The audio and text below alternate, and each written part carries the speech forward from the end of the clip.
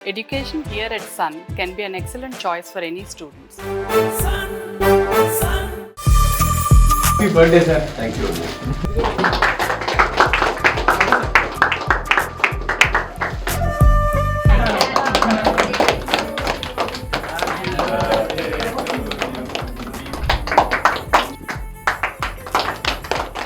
Welcome to Suman TV. నేను మీ Suman TV Nag.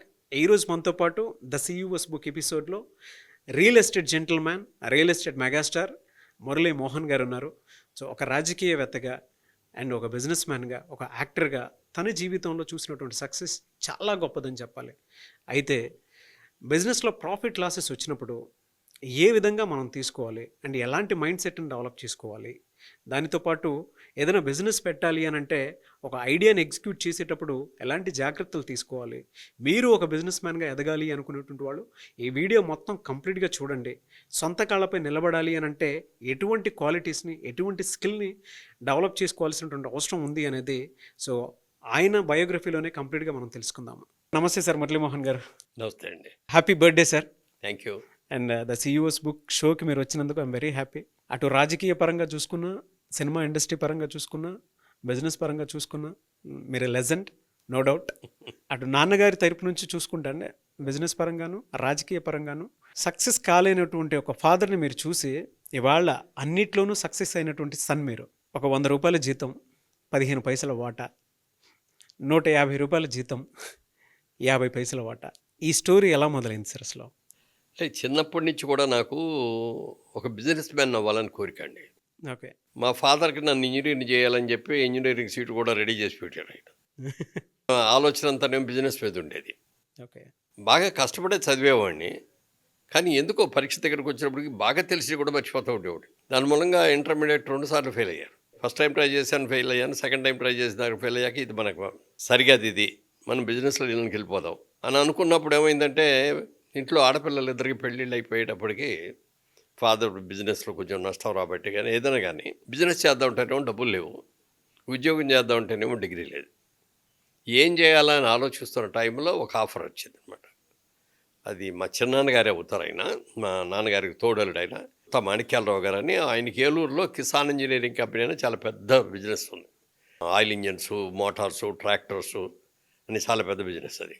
ఆయన Bezawada branch పెట్టాలని అనుకొని అప్పుడు నన్ను అడిగారు పిలిచి, ఇట్లా బెజవాడ బ్రాంచ్ పెడదాం అనుకుంటున్నాను, నువ్వు వర్కింగ్ పార్ట్నర్గా చేరతావా అన్నారు. చేరతానండి అన్న. నెలకు 100 రూపాయలు జీతం, 15 పైసలు లాభాల్లో వాటా అన్నారు. ఇమీడియట్గా 2 మాట మాట్లాడు ఓకే అండి అన్న. అసలు ఏమీ తెలియదు, ఆ బిజినెస్ గురించి నాకేమీ తెలియదు, ఏమీ తెలియదు. అయినా సరే ఓకే అన్న. సరే విజయవాడలో షోరూమ్ అది చూసుకో వెళ్ళి అన్నారు. ఓ 10 రోజుల్లో 15 రోజులు ఎదిగితే ఎక్కడా దొరకపోతే, మెయిన్ రోడ్లో ఎక్కడ దొరికితే దొరకవు కదా, ఇక్కడ ఓ సందులో ఒక షాప్ తీసుకొని అక్కడ ఓపెన్ చేసాం. ఆ రోజుల్లో మాకు ఏంటంటే కిర్లోస్కర్ ఆయిల్ ఇంజన్స్ అనేవి బాగా ఫేమస్. మాకు ఆ కిర్లోస్కర్ ఏజెన్సీ ఉండేది. నెలకు 5 ఇంజన్లు పంపించేవారు అన్నమాట. ఓకే. 5 ఇంజన్ల మీద అమ్మేస్తే దాని మీద వచ్చే లాభంతో ఆఫీస్ ఎస్టాబ్లిష్మెంట్ అయిపోద్ది. కాబట్టి ఇంకా ఫర్దర్గా చేసే దాని మీద మనకి ప్రాఫిట్స్ లాస్ వస్తాయి. సరే మొట్టమొదటి ఫస్ట్ కోట 5 ఇంజన్లు వచ్చాయి. షోరూంలో కూర్చున్నాం. పొద్దు నుంచి సాయంత్రం దాకా కూర్చుంటే ఎవడో ఒక్క లోపలికి వచ్చేవాడు కాదు. ముందేమో షాపు తెలియదు, ఫలానా కంపెనీ అని ఇక్కడ ఉందనేది తెలీదు, పబ్లిసిటీ లేదు, మెయిన్ రోడ్డు కాదు, ఎక్కడో సందులో ఉంది, ఎవరు అట్లాగే 5 అయిపోతుంది, నెల అయిపోతుంది, అమల ఒక్కరు ఇంజిన్ కూడా. మళ్ళీ కొత్త నెల వచ్చినప్పుడు ఇంకో 5 వచ్చేస్తాయి. మళ్ళీ దానికి డబ్బు కట్టాలి, డబ్బులు కావాలి కదా. ఆయనే మాకు లిమిటెడ్ సోర్సెస్ ఇచ్చారు. ఓకే. ఏం చేయాలి అనుకుంటున్నాము. సరే మనం ఏం చేద్దాం, మెల్లగా వస్తుందిలే అనుకున్నాం.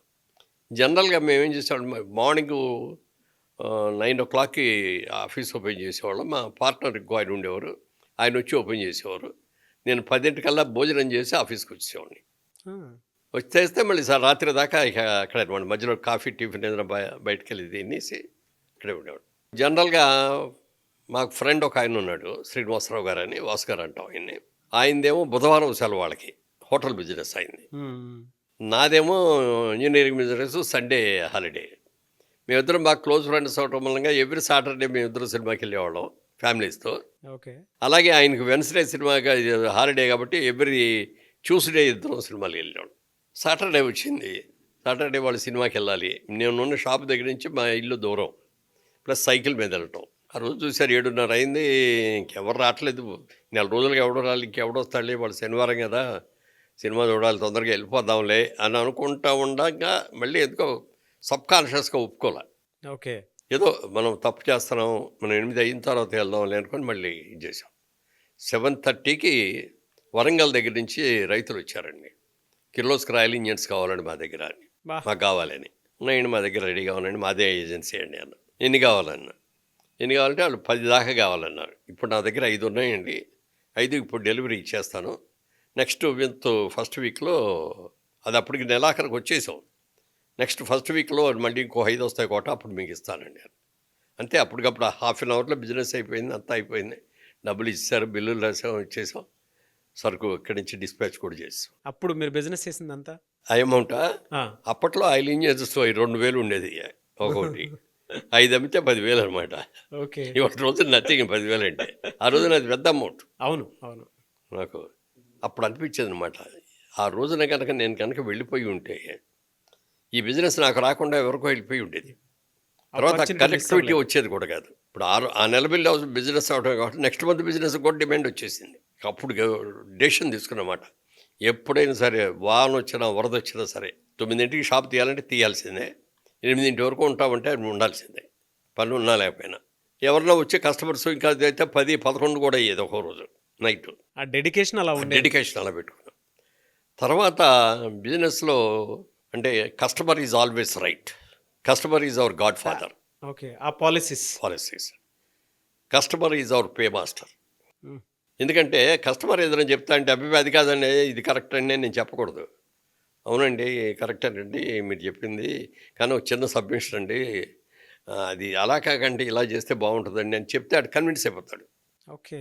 అలా కాకుండా మీకేం తెలుసు అండి అది కాదండి ఇది కరెక్ట్ నేను చెప్పేది అన్నాం అనుకోండి, సర్లే బాయ్ ఇట్లాంటి వాళ్ళు చాలామంది చూసామని వెళ్ళిపోతాడు. మనకి కస్టమర్ మూలంగానే కదా మనకి పేమెంట్స్ వచ్చేది, బిజినెస్ వచ్చేది. అందుకని he is our pay master. So మీరు ఆ రెస్పెక్ట్ క్రియేట్ చేశారు, అది క్లియర్ అదే ఇది ముందే గుర్తించారు. ముందే గుర్తించి అది సిస్టమ్గా పెట్టుకున్నాను. టైంకి రావటం, టైంకి ఓపెన్ చేయటం, టైంకి క్లోజ్ చేయటం ఒకటి. Customer is always right, customer is our pay master, customer is our God. ఈ కంపల్సరిగా ఫాలో అయ్యానండి. సో ఇప్పుడున్న జనరేషన్ వాళ్ళు మాత్రం ఖచ్చితంగా నేర్చుకోవాల్సినటువంటి విషయం సార్ అదే. కస్టమర్స్ని ఎలా అనంటే డెఫినెట్గా వాళ్ళ పాయింట్ ఆఫ్ వ్యూ నుంచే ఆలోచించాలి అని నేర్చుకోవాల్సినటువంటి విషయం అయితే ఉంది ఈ రోజుకి కూడా. విజయవాడలో నేను బిజినెస్ చేసేటప్పుడు మా సరౌండింగ్ చుట్టూ షాపుల వాళ్ళందరూ కూడా వైశాస్ ఎక్కువ అండి. ఓకే. వైశాసు బిజినెస్కి పెట్టింది పేరు. మనం బోళ్ళని నేర్చుకోవాలండి వాళ్ళ దగ్గర, వైశాస్ దగ్గర నుంచి. నేను నేర్చుకున్నాను చాలా. మీరే నేర్చుకున్నారు? నేనే నేర్చుకున్నా. ఎందుకంటే బిజినెస్ అంటే ఇక వాళ్ళు ఇంకొకటి ఉండదు, రాత్రి 8, 9 బిజినెస్ ఉన్నా లేకపోతే అక్కడే కూర్చుంటారు. సండే హాలిడే అంటే మేము రాము అసలు ఆ దూరికి కూడా వెళ్ళాం. సండే మార్నింగ్ కూడా ఇంటి దగ్గర టిఫిన్ చేసి వచ్చి షాప్ దగ్గర అట్లా బయట మెట్ల మీద కూర్చుంటారు. ఎవరిలో వచ్చి కస్టమర్ వస్తే గవ్వ తాళం తీసేసి అమ్మేసి ఇంటికి వెళ్ళిపోతారు. అది మేము చేయలేము అనుకోండి. అది మాకు మా ఇల్లు దూరం ఉన్నా సండే హాలిడే ఎవరు వస్తారులే. కీన్ అబ్జర్వేషన్ తోటి మీరు నేర్చుకున్నారు. అట్లాగే మా ఆఫీస్ పక్కన ఒక రామ్నాథ్ దాని కంపెనీ అని చెప్పి టమిలియన్స్ కంపెనీ అనమాట, డై కెమికల్స్ సేల్.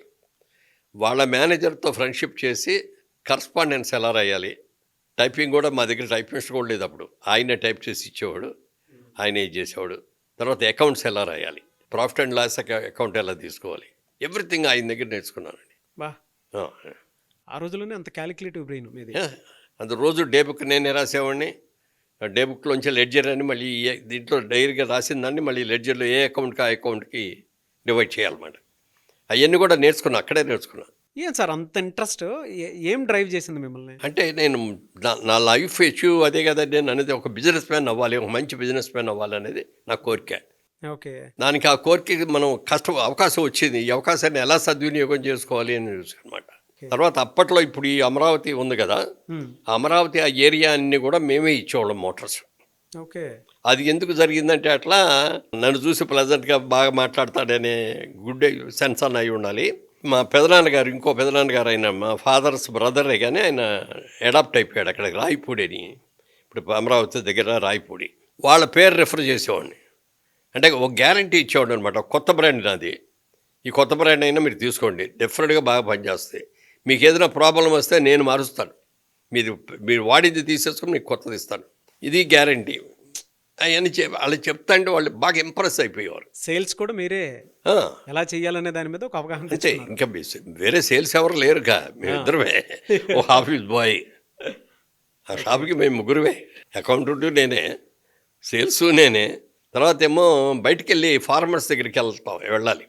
ఫార్మర్స్ దగ్గరికి వెళ్ళి ఇదిగోనండి మా ప్రాజెక్ట్ ఇది, మీరు తీసుకోండి బాగుంటుంది, బ్రహ్మాండంగా పనిచేస్తాయి అని ఆయన ఎట్లా చేసుకోవాలి అని తిరగటం. కానీ తర్వాత ఏమో బ్యాంక్స్ నుంచి ల్యాండ్ మార్ట్గేజ్ బ్యాంక్స్ అని ఉండేవి. ఆ ల్యాండ్ మార్ట్గేజ్ బ్యాంక్స్లో ఏంటంటే ఈ రైతులకి అందరికీ కూడా లోన్స్ ఇచ్చేవారు ఈ కొనుక్కోవటానికి. సో అక్కడికి వెళ్ళి ఆ బ్యాంకుల దగ్గరికి వెళ్ళి ఆ రైతులు తెలుసుకొని ఆ బిజినెస్ మనకు వచ్చేటట్టు చూసుకొని అలా ఒక 2 yearsలో బ్రహ్మాండంగా చేసామండి. ప్రతి దాంట్లోనూ ఒక అవకాశాన్ని వెతుక్కు ఉంటుంది ప్రతి దాంట్లో. ఇప్పుడు బిజినెస్లో కూడా మాకు 12 months కదా మనకి, 11 months అంతా ఒక మాదిరిగా బిజినెస్ ఉంటుందండి, మార్చి నెలలో ఒక మాదిరిగా ఉంటుంది. అంటే ఈ 11 monthsలో ఎంత బిజినెస్ చేస్తామో మార్చి నెలలో అంత బిజినెస్ చేస్తాం. అంటే అడ్వాన్స్గా బిల్లులు కూడా ఇచ్చేస్తాం, సప్లై ఏప్రిల్లో మేలో కూడా చేస్తూ ఉంటాం.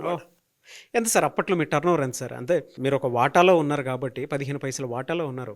ఆ కంపెనీ టర్న్ ఓవర్ ఎంతవరకు తీసుకెళ్ళారు మీరు అప్పట్లోనే? అప్పుడు బిగినింగ్లో 10 లక్షలు అట్లా ఉండేదండి. 10 లక్షలు 10 లక్షలు చిన్న విషయం కాదు కదా సార్, అప్పట్లోనే 10 లక్షలు అంటే ఇట్స్ గ్రేట్ అచీవ్మెంట్. తర్వాత 50 lakhs అట్లా చేసాం. మీరు మాట్లాడే ప్రతి మాటలోనూ సేల్స్ ఎలా చేయాలి, మార్కెటింగ్ ఎలా చేయాలి, బిజినెస్ని ఎలా ఎక్స్పాండ్ చేయాలి, ఒక కస్టమర్ని ఏ విధంగా కన్విన్స్ చేసి బిజినెస్ వైపు తీసుకురావాలి, కస్టమర్ని మనం ఓన్ చేసుకోవాలి, మన మాట ఆయన నమ్మేటట్టు ఉండాలి, మన మీద కాన్ఫిడెన్స్ రావాలి అతనికి. గ్రేట్. అది బాగా ఇది చేసుకునేవాడిని. అలా చేసుకున్న టైంలో మ్యారేజ్ కూడా అయింది. ఇంకా ఏది 100 రూపాయల జీతంలో ఉండగానే, జీతంలో 100 రూపాయలు ఉండగానే చిన్నాన్నగారు ఏమన్నారంటే 100 రూపాయలు చాలవు కానీ 150 తీసుకున్నాడు. ఓకే, వాటా కూడా పెరిగింది. వాటా ఇంకా అప్పటికి పెరగల, 15 పైసలే. 15 పైసలే. ఇంకో సంవత్సరం అయింది. 3వ సంవత్సరంలోకి వచ్చేప్పటికి ఆయన మా చిన్నాన్నగారు ఫోన్ చేసి ఒక రోజు, రేపు ఒకసారి రా అన్నాడు. వెళ్ళాను.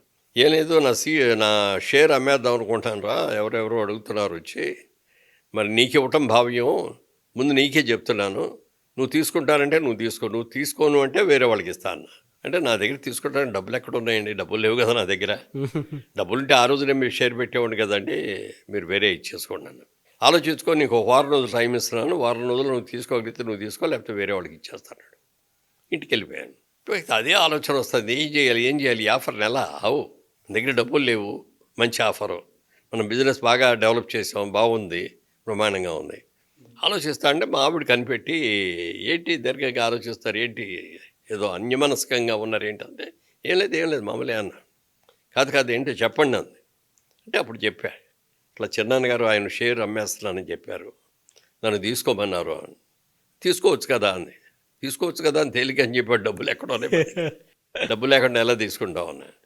అంటే మా పుట్టింటాళ్ళు మాకు నాకు 5 ఎకరాల పొలం ఇచ్చారు, అది అమ్మేద్దామండి. అంత పెద్ద డెసిషన్ తీసుకున్నారా? మావిడ అంది. అనగానే నేను అన్నా, వద్దొద్దు, నాకు అస్సలు ఇష్టం ఉండదు, ఆడపిల్లల ఆస్తి ముట్టుకోకూడదు అనేది నా పాలసీ.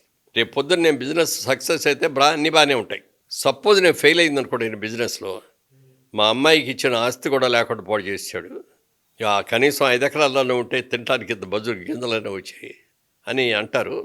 ఎట్టి పరిస్థితులు నాకు వద్దు అని చెప్తే పట్టు కూర్చుని వద్దనే, సిన్సియర్గా వద్దని చెప్పాను. అప్పుడు నన్ను కన్విన్స్ చేసింది మా ఆవిడ, మీకెందుకు, మీరు ఎవరు రావద్దు, నేను మా ఇంటికి వెళ్ళి వస్తాను, మా తాతగారితో, అప్పటికి ఫాదర్ లేరు, ఆవిడ ఫాదర్ చనిపోయారు అప్పటికే, మా మదర్ తోటి వాళ్ళతో అందరు నేను మాట్లాడొస్తాను అని వెళ్ళింది. వెళ్ళగానే వాళ్ళు చెప్పగానే వాళ్ళు, దానికి ఏముందమ్మా చేసుకోండి, మీకు ఇచ్చిందే కదా, అబ్బాయి బుద్ధిమంతుడు, బాగా బిజినెస్ చేస్తాడు, ఇంకా అంతకంటే కావాల్సిందే ఉంది, తీసుకోండి అని చెప్పి 1 వారం రోజులు అమ్మేసి డబ్బులు ఇచ్చారు. అంత కాన్ఫిడెన్స్ అండి మేము. ఆ వారంలో ఆయన తీసుకెళ్ళి ఆ డబ్బులు ఇచ్చేసాం. ఆయన 35 షేర్ అయింది. ఆ 35 నేను కొనుక్కున్నా, నాకు 15 ఉంది వర్కింగ్, 50% షేర్ హోల్డర్. అంత గౌరవించిన మహాతల్లికి మాత్రం స్పెషల్ థ్యాంక్స్ సార్.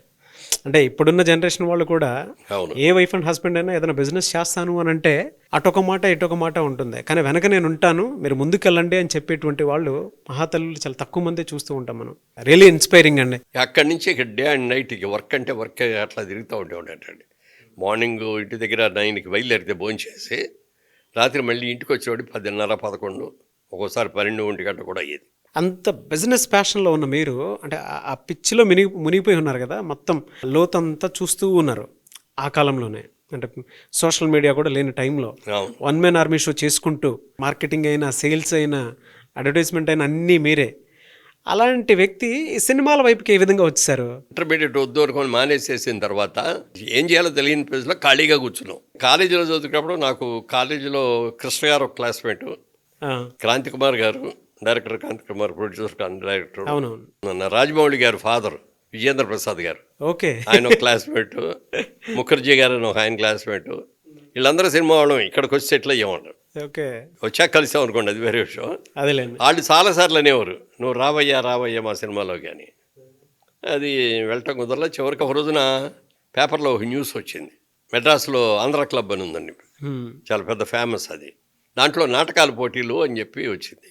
దానికి సెక్రటరీ ఏమో మా ఊరు ఆయనే గుత్తా రామిరెడ్డి గారు అని డైరెక్టర్, ఆయన చటర్జీ గారు జాయింట్ సెక్రటరీ. మనాళ్ళదే కదా ఇది, మనం ఒక నాటకం వేద్దాం, మనకే ఫస్ట్ ప్రైజ్ వస్తుంది అనుకున్నాం. అంటే అప్పుడు మా థాట్ అలా ఉంది.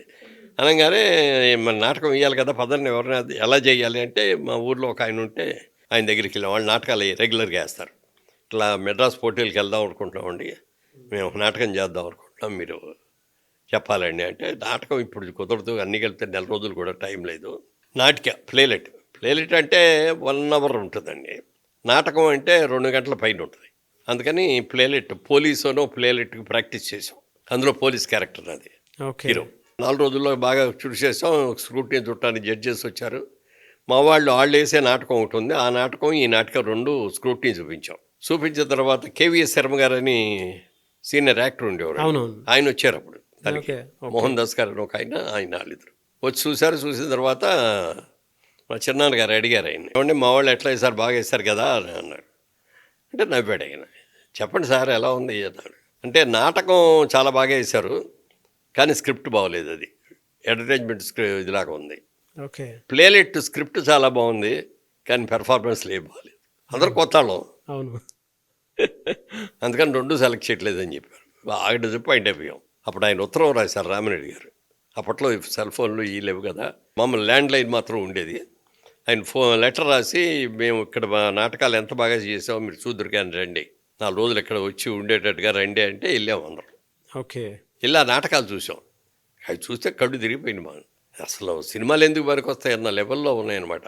సినిమాల్లో అన్నీ బిట్టుగా చేస్తారు, బాగోపోతే ఇంకోటి చేస్తారు. నాటకానికి ఏం కుదరవు కదా. అవును, స్టార్ట్ చేసిన కాడి చివరిదాకా అది 2 గంటలు అవని 3 గంటలు అవని నాన్ స్టాప్గా వేస్తారు. తప్పు చేసా అంటే మళ్ళీ సరిదిద్దుకోవడానికి కూడా ఉండదు. కానీ ఎక్కడ అలాంటి పోటీలకు వచ్చే నాటకాలంటే చాలా స్ట్రిక్ట్గా ఉంటాయి, బ్రహ్మాండంగా చేస్తారు.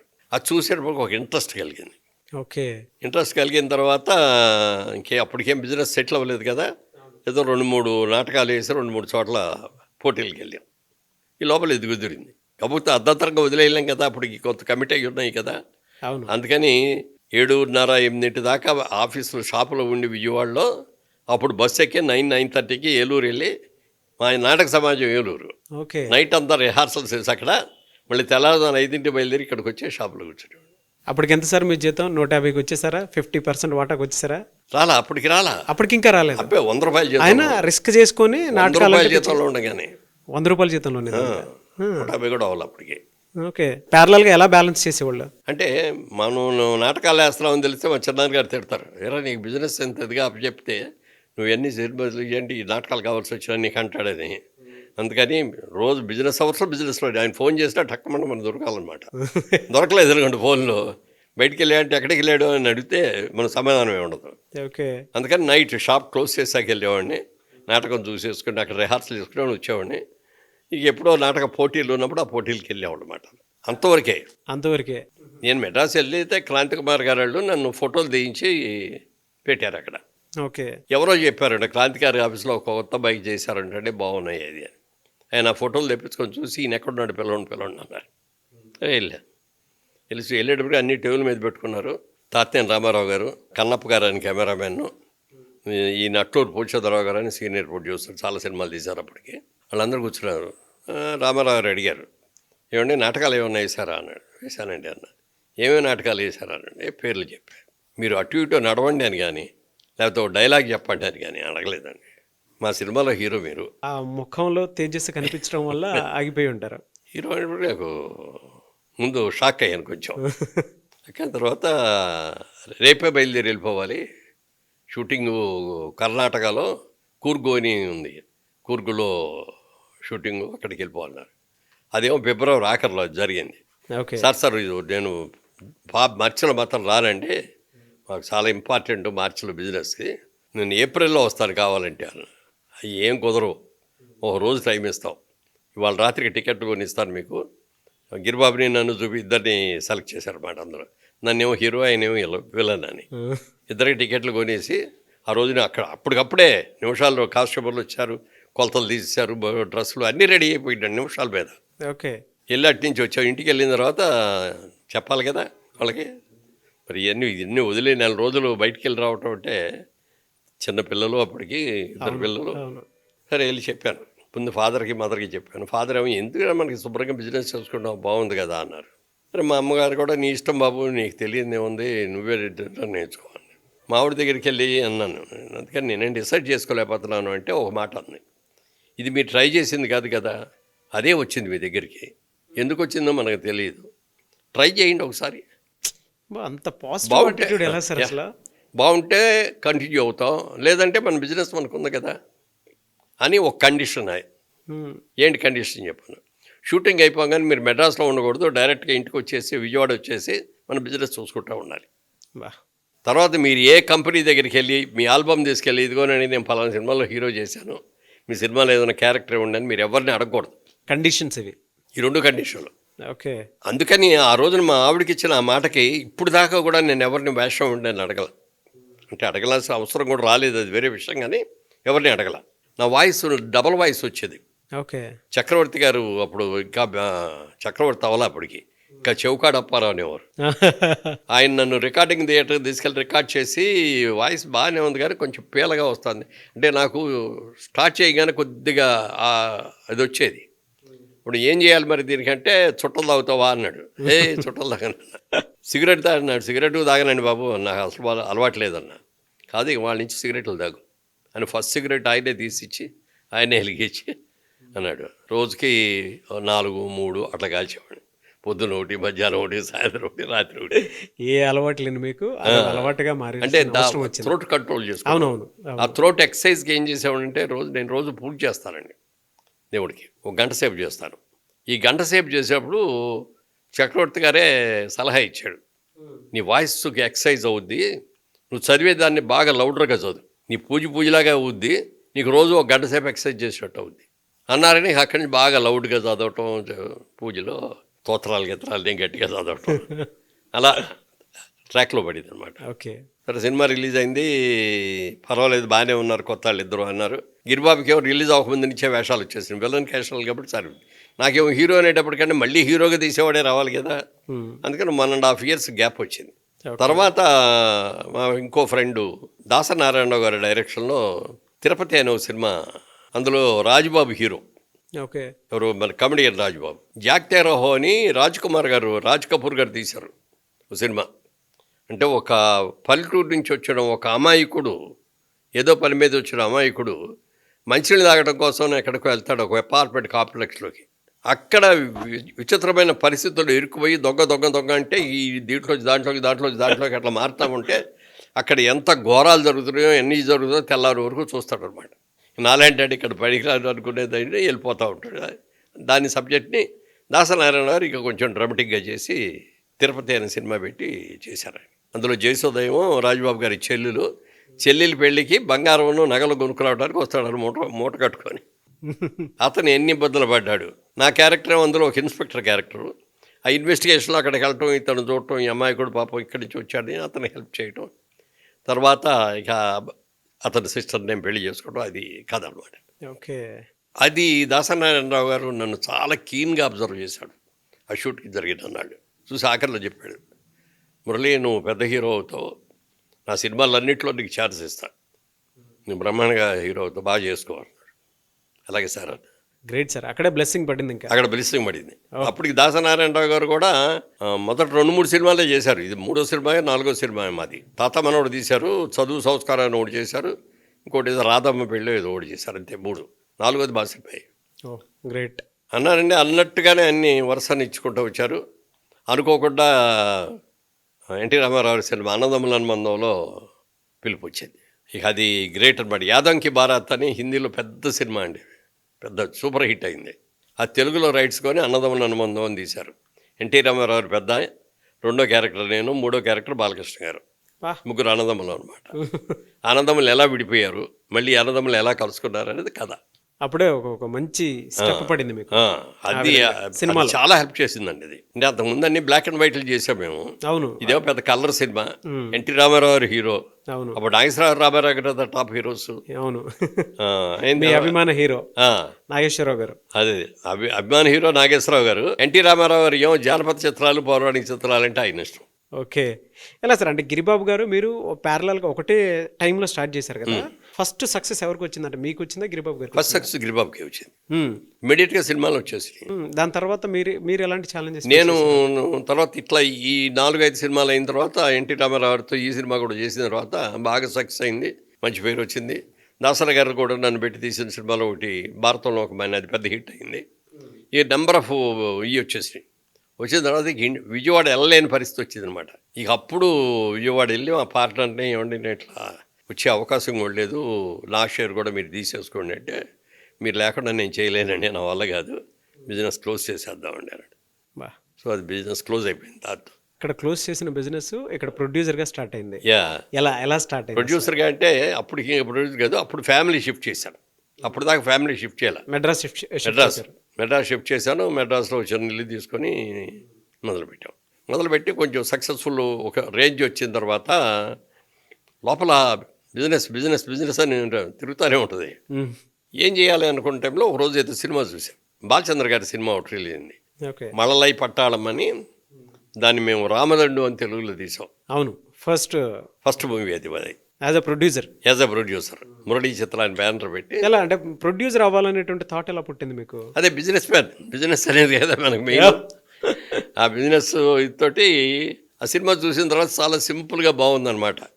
అంటే your children and my children are fighting with our children అని ఉంటుంది. దానిలాగా ఒక విడోయరు ఒక విడో ఇద్దరు పెళ్లి చేసుకుంటారు. నాకేమో 6 పిల్లలు, ఆవిడకేమో 5 పిల్లలు. వీళ్ళు అందరు కలిపి ఎలా సంసారం చేశారు, ఎవడో గొడవలు అనేది కామెడీ, ఫుల్ కామెడీ. లక్ష్మి గారు డైరెక్ట్ చేశారు. బాలచంద్ర గారు ప్రొడ్యూసరు, ఆయన డైరెక్ట్ చేయకుండా లక్ష్మి డైరెక్ట్ చేశారు. Blockbuster hit. అది చూడగానే నాకు చాలా బాగా నచ్చేస్తుంది. వెంటనే బాలచంద్ర గారి దగ్గరికి వెళ్ళా, సార్ నాకు ఈ రైట్స్ కావాలి సార్, తీసుకోండి అన్నాడు. అన్న తర్వాత నాకు లక్ష్మి డైరెక్టర్ కావాలండి అన్న. అంటే లక్ష్మి చేయదు, ఊరిని ఒకసారి నాకు గొడవబడలేక చేసింది సరదా కోసం. ఆవిడ దగ్గరికి వెళ్తే కూడా నేను నా ప్రొఫెషన్ హీరోయిన్ అండి, నేను చేయనండి ఏమనుకోవద్దు అంది. బాలచంద్ర గారు మీరే చేయాలి సార్ మీరు అన్న. నేను జనరల్గా రీమేక్లు చేయను బాబు, నా ప్రొడ్యూసర్గా నేనే అయినా నా సినిమా అయినా కూడా నేను రీమేక్ అది నేను చేయను, ఇప్పుడు ఏం చేయాలి సార్ అన్న. మా అసిస్టెంట్ ఉన్నాడు అసోసియేటు, అతనికి ఛాన్స్ ఇవ్వండి మీరు, నేను రోజు అతనికి ఏ సీన్లు ఎలా తీయాలో అన్ని పొద్దున్నే షార్ట్ డివిజన్ చేసి ఇస్తూ ఉంటాను, అవి తీసుకొని వెళ్ళి చేస్తాడు. ఇంపార్టెంట్ సీన్లు, క్లైమాక్స్, పాటలు నేను తీస్తా, దర్శకత్వ పర్యవేక్షణ మీ పేరు వేసుకుంటాను సార్ అన్నాడు. ఓకే అన్నాడు. ఓకే. అట్లా రామదండికి ఒక కొత్త డైరెక్టర్తో ఆయన పర్యవేక్షణలో అది మంచి హిట్ అయింది. ఎంత పెట్టి తీశారు సార్ అప్పట్లో? అది అప్పుడే 3.5-4 ఉంటుంది, 4 లక్షలు. కలెక్షన్ ఎంత వచ్చింది? 10 lakhs దాకా వచ్చింది. ఫస్ట్ పిక్చరే సక్సెస్, గ్రేట్ సక్సెస్. ప్రొడక్షన్ వరకు బాగానే ఉంది, సక్సెస్ చూశారు. ఎప్పుడైతే మీరు డిస్ట్రిబ్యూషన్ వైపు వచ్చారో అక్కడ నష్టాలు చవి చూశానని చెప్పేసి ఒక్కొక్క బుక్లో నేను చదవటం జరిగింది. ఎలా డిస్ట్రిబ్యూషన్ వైపు వచ్చి చేతులు కాల్చుకున్నాను, అనవసరంగా వచ్చాను అనేటువంటి ఆలోచనలో మీరు పడ్డారు అని చెప్పేసి తెలిసింది నాకు. ఎలా, ఏం జరిగింది అసలు? సినిమా ప్రొడ్యూసర్గా బాగానే ఉంది అనుకున్న తర్వాత ఇల్లు అది కూడా కొనుక్కున్నాం, కారు కొనుక్కున్నాం, అవన్నీ అయిపోయిన తర్వాత డబ్బులు వచ్చినాయి. ఎందులో పెట్టాలి ఇది అనేది నడిస్తే డిస్ట్రిబ్యూషన్లో పెడదామని అనుకున్నాం. 2 డిస్ట్రిబ్యూటర్ కంపెనీలో పెట్టాను. ఒకటేమో నైజాం హెడ్ క్వార్టర్స్, ఒకటేమో విజయవాడ హెడ్ క్వార్టర్స్. ఓకే. రెండిట్లోనే షేర్ హోల్డర్గా పెట్టాను. పెట్టిన తర్వాత ఇక్కడ హైదరాబాద్లో పెట్టిందేమో కంప్లీట్గా మూతపడిపోయింది. ఓకే. విజయవాడలో పెట్టిన దానికి ఏమైపోయిందంటే ఆ పార్ట్నరు ప్రాబ్లమ్స్ వచ్చేసి అతను తట్టుకోలేక సూసైడ్ చేసుకున్నాడు. ఆ సూసైడ్ చేసుకోవటం వల్ల అప్పటికి నేను ఒక్కడే అందులో పార్ట్నర్గా ఉన్నది. నేనేమో సినిమా ఇండస్ట్రీలో ఫ్లరిషింగ్గా ఉన్నాను, డబ్బులు ఉన్నాయి, ఈయన పట్టుకుంటే వచ్చేస్తాయని చెప్పి వాళ్ళంతా నా మీద పడ్డారు. పార్ట్నర్ కాబట్టి ఎలిజిబుల్, ఆడిటర్ అడిగితే తప్పదండి, పార్ట్నర్గా మీరు ఉన్నారు కాబట్టి యూ హ్యావ్ టు పే అన్నారు. బిజినెస్లో రాణించాలి అని అంటే ఇలాంటి ప్రాబ్లమ్స్ కూడా వస్తాయి. వస్తాయి. దాన్ని ఎలా హ్యాండిల్ చేశారు అంటే అందరికీ అప్పుడు దానికి ఏం చేశానంటే, అందరూ రాగానే నా దగ్గర రండి అని ఒకరోజు మీటింగ్ పెట్టి, మీరు ఎవరెవరు ఎంతెంత ఇచ్చారు ఆయనకి, దాని మీద మీరు వడ్డీలు ఎంత ఉంది, ఎంత తిన్నారు, అవన్నీ నాకు డీటెయిల్డ్గా ఇవ్వండి. ఏ రోజు ఇచ్చారు, డేట్లు అవన్నీ వేసి ఇచ్చారు. అప్పుడు నేను ప్రపోజల్ చెప్పాను, మీరు ఎంత ఇచ్చారో నాకు అనవసరం, మీరు ఇచ్చిన రోజులు వడ్డీ అనేది ఇవ్వను. ఆ రోజున ₹1,00,000 ఇచ్చారంటే ఇవాళ 1,50,000 ఇస్తా. ఓకే. అంతకంటే నేను ఇవ్వలేదు, నా దగ్గర డబ్బు లేదు. దానికి మీరు కనుక ఇష్టపడితే ఇచ్చేస్తా, ఇప్పుడే సెటిల్ చేసేస్తా. లేకపోతే మీ ఇష్టం, మీరు ఏం చేసుకుంటారో అది చేసుకోండి, కోర్టుకు వెళ్తారో ఏంటి సార్ మీ ఇష్టం అని నా ఆఫర్ చెప్పాను. అది ఎలా కుదురుద్దండి అన్నారు. మీరు ఆలోచించుకొని చెప్పండి, ఇప్పుడే చెప్పమంటలేదు అంటే ఒక వారం అయిన తర్వాత వచ్చారు. సార్ మీరు చెప్పిన ప్రపోజల్ మేము ఓకే అండి. అప్పుడు వాళ్ళందరికీ అప్పుడు దాకా సంపాదించిన డబ్బులన్నీ సర్దేశాం. అప్పుడు మీ మానసిక పరిస్థితి ఏంటి సార్? అంటే బిగ్ ఛాలెంజింగ్ కదా అప్పటి వరకు. బిగ్ ఛాలెంజ్ అంటే బిజినెస్ అన్న తర్వాత లాభాలు నష్టాలు ఉంటాయి, రెండు కూడా మనం సమానంగా తీసుకోవాలి. లాభం వచ్చినప్పుడు ఎగిరి గంతులేసి, నష్టం వచ్చినప్పుడు ఏడుపులు పెడబొబ్బులు పెట్టడం అనేది కరెక్ట్ కాదు.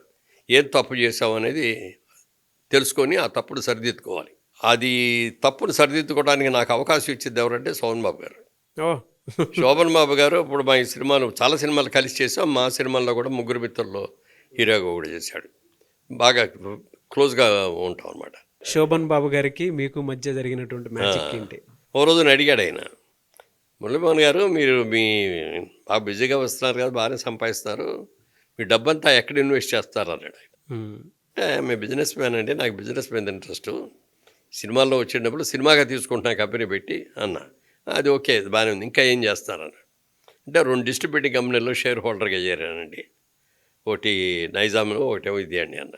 బిజినెస్ మీరు చేసుకునేవన్నీ బాగానే ఉన్నాయి, సినిమాలు మీరే తీసుకున్నారు బాగుంది, అంతకుముందు మీరు చేసుకున్నారు అది బాగుంది, కానీ ఎవరినో నమ్మి 2 కంపెనీల్లో షేర్ పెట్టన్నారే, అది మాత్రం మీరు చేసే బ్లండర్ అండి అన్నాడు.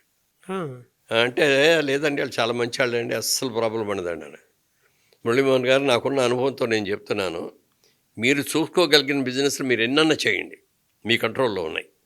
ఎవరినో నమ్మి వాళ్ళకి చేతులు డబ్బులు పెట్టి వాళ్ళు ఏదో సంపాదించి మనకి ఇస్తారు అనుకుంటే మనకంటే తెలివి తక్కువ వాళ్ళు ఎవరు ఉండరండి. ఫ్యాక్ట్ని చాలా బాగా చెప్పాడు, కుండ బద్దలు కొట్టాడు చెప్పాడు. అప్పుడు కూడా అన్నా నేను, అవే అసలు ఆ సందర్భమే రాదండి, చాలా మంచి వాళ్ళు అండి, బ్రహ్మాండంగా చేస్తారు అది అన్న. అది జరిగిన 6 నెలలకి 2 కంపెనీలు మూతపడిపోవటం, ఆయన చనిపోవటం, అప్పుల నా మీద పట్టడం, ఇవన్నీ అయిపోయింది.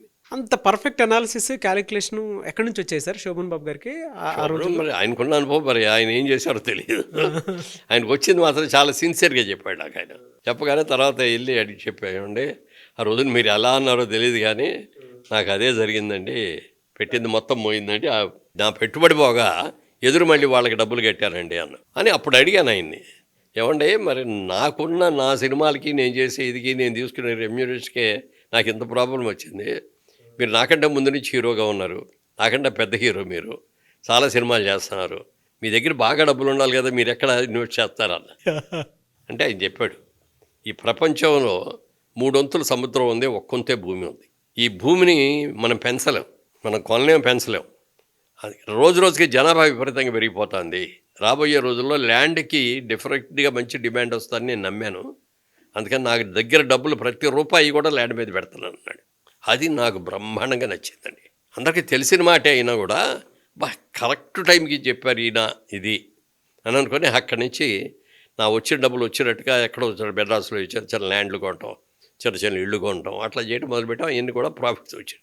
అది అయిన తర్వాత ఈ ఇండస్ట్రీ ఇక్కడికి షిఫ్ట్ అయ్యింది. ఓకే, హైదరాబాద్కి వచ్చింది మెడ్రాస్ నుంచి. వచ్చిన తర్వాత అప్పటికి నేను 20 ఏళ్ళు పైన అయిపోయింది సినిమాల్లోకి వచ్చేసి. అప్పటికి 73లో వచ్చాను, 93కి ఇక్కడికి వచ్చాను, 20 ఏళ్ళు పూర్తయింది అప్పటికి.